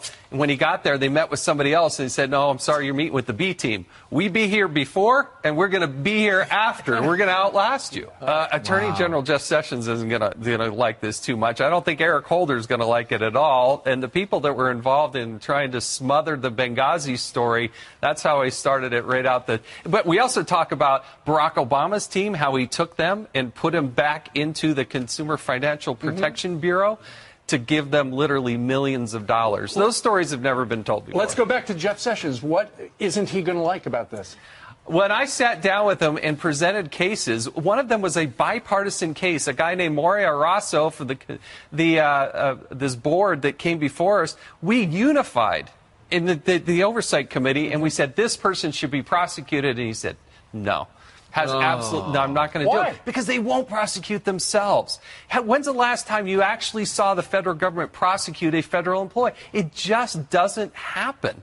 And Jeff What happened to Sessions has been drain the the worst. swamp? Yeah, he's been the worst with that. Oh, Brian wow. Pagliano. I go through the Pagliano. case. Hey, the IT guy. He was with the IT Hillary person Clinton. with Hillary Clinton. He worked 4 years at the State Department in the IT department, and the State Department said he never sent or received an email ever. He got immunity from the federal government. Immunity. So we wanted to talk to him. He didn't show up at our committee hearing twice. We held him in contempt. We sent that over to Jeff Sessions, and when I sat with him, he said, "No, I can't do it. It's too close to Hillary." What was the Clinton. most shocking? close to Hillary Clinton? That was his excuse, that it was too close to Hillary Clinton. And then he has the gall to put out a tweet and say, "Oh, well, I don't do anything politically." I looked him eyeball to eyeball, and that's exactly what he told me. Wow. That's shocking. Now you got a newfound feeling towards Jeff Sessions. I guess we're going to get Chaffetz on. Jeffrey Sessions. No, get him on. We got to get this get demands Chaffetz. answers. Wow. Yeah, we're going to get him on. Wow, that is shocking. That is really shocking. We always think that, like, we know this because we suspect it. And Right. there's so much circumstantial evidence that points in the direction. But when you hear Governor Chaffetz talk about it, you're just like, what? It's just amazing. Yeah, no, there's a lot of things that are coming out. I say governor, I mean congressman. Yeah, Sorry. just wait, folks. I say I know a lot of us are really impatient, and we want this all to come out. It will all come out eventually, all in due time. There's something called the Trump. I think it's called the Trump prophecy. Trump prophecies. I don't know. It's coming out. There was one of my followers on Twitter I had mentioned it in one of my scopes, and I said I wasn't really sure about it. She sent me a couple of different links and a lot of different things. There's a gentleman who's a former firefighter and had these visions and had God speak to him. You got to see it. You got to understand it. It's now coming out in theaters. Oh, wow. And it'll be here in a theater near us, Okay. the same place that we had our Dinesh D'Souza opening. So I'm going to absolutely go see it. I'm a believer in Christ and a follower, and I absolutely believe that God works miracles. He has in our lives. When people say they hear the word of God, in a sense, like I'll ask him something and then I know what he's going to say. But I haven't had him actually come to me and talk to me. When that happens, I'll let you know. And I'm not saying it doesn't happen. I'm not saying it doesn't happen, or it couldn't, but very well could. God works in mysterious ways. Yes. And, I don't expect to hear it verbally, but you feel it. Yeah, you just know it. So wait, this is all playing out. There's a plan for everything. Just like Obama being reelected, I questioned what in the heck was going on. God, do you understand what just happened? Why is this happening? It had to happen. It was necessary. It was for Trump. necessary. What did Brendan said? He thought it was divine intervention. Yes, divine intervention, absolutely, because we wouldn't have the hashtag walk away movement. We would have so important. We'd have had a rhino movement. It would have been Mitt Romney in 4, out 4, and then Hillary would have slam dunked it. It was all her. That's just the way it would have went. So the way it's gone, looking back, it's divine intervention. Absolutely. One real quick thing before we sign off here, guys. Like you heard from Alex, what we're doing here, we started this several years ago, a few years before Trump even came down the escalator, because we saw that the media was lying and we want to get the truth to you. And we just did it because we felt that it was our duty to do this for our country. And, just like we served in the military, the Marine Corps, Brian in the Air Force, we're just continuing that service by doing this. But, what would really help is a little bit of help from you guys. And that would be through patreon.com/Smith Radio. That is spelled SMYTHRADIO. We have some awesome patrons right now that we bring them all together in a group and they talk amongst themselves. And of course, we chime in whenever we can. And that's usually pretty often. Yeah, you can be a part of that group as well. Yeah, absolutely. You get direct dialogue with us. And also, we have some very interesting – there are things that I don't tweet out or don't report on Smith Radio because it's something I can't quite confirm yet.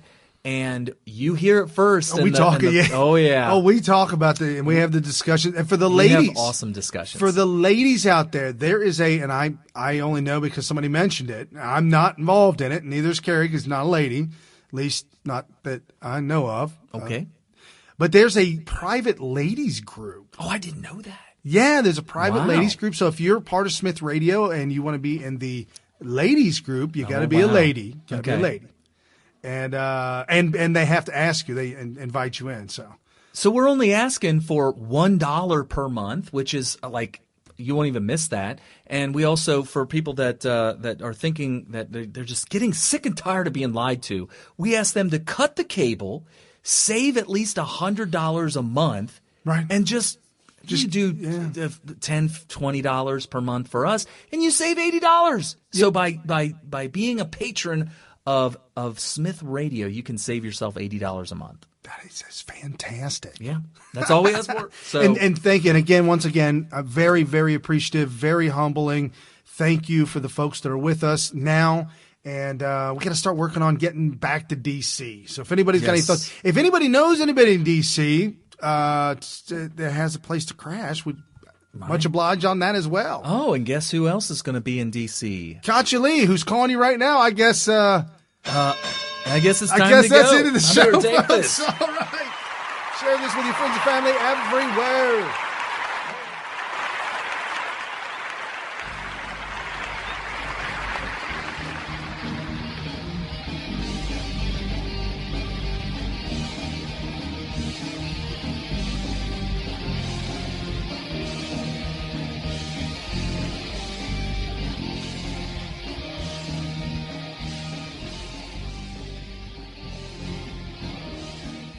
With unfathomable power. What kind of power? Unfathomable. It's without fathom.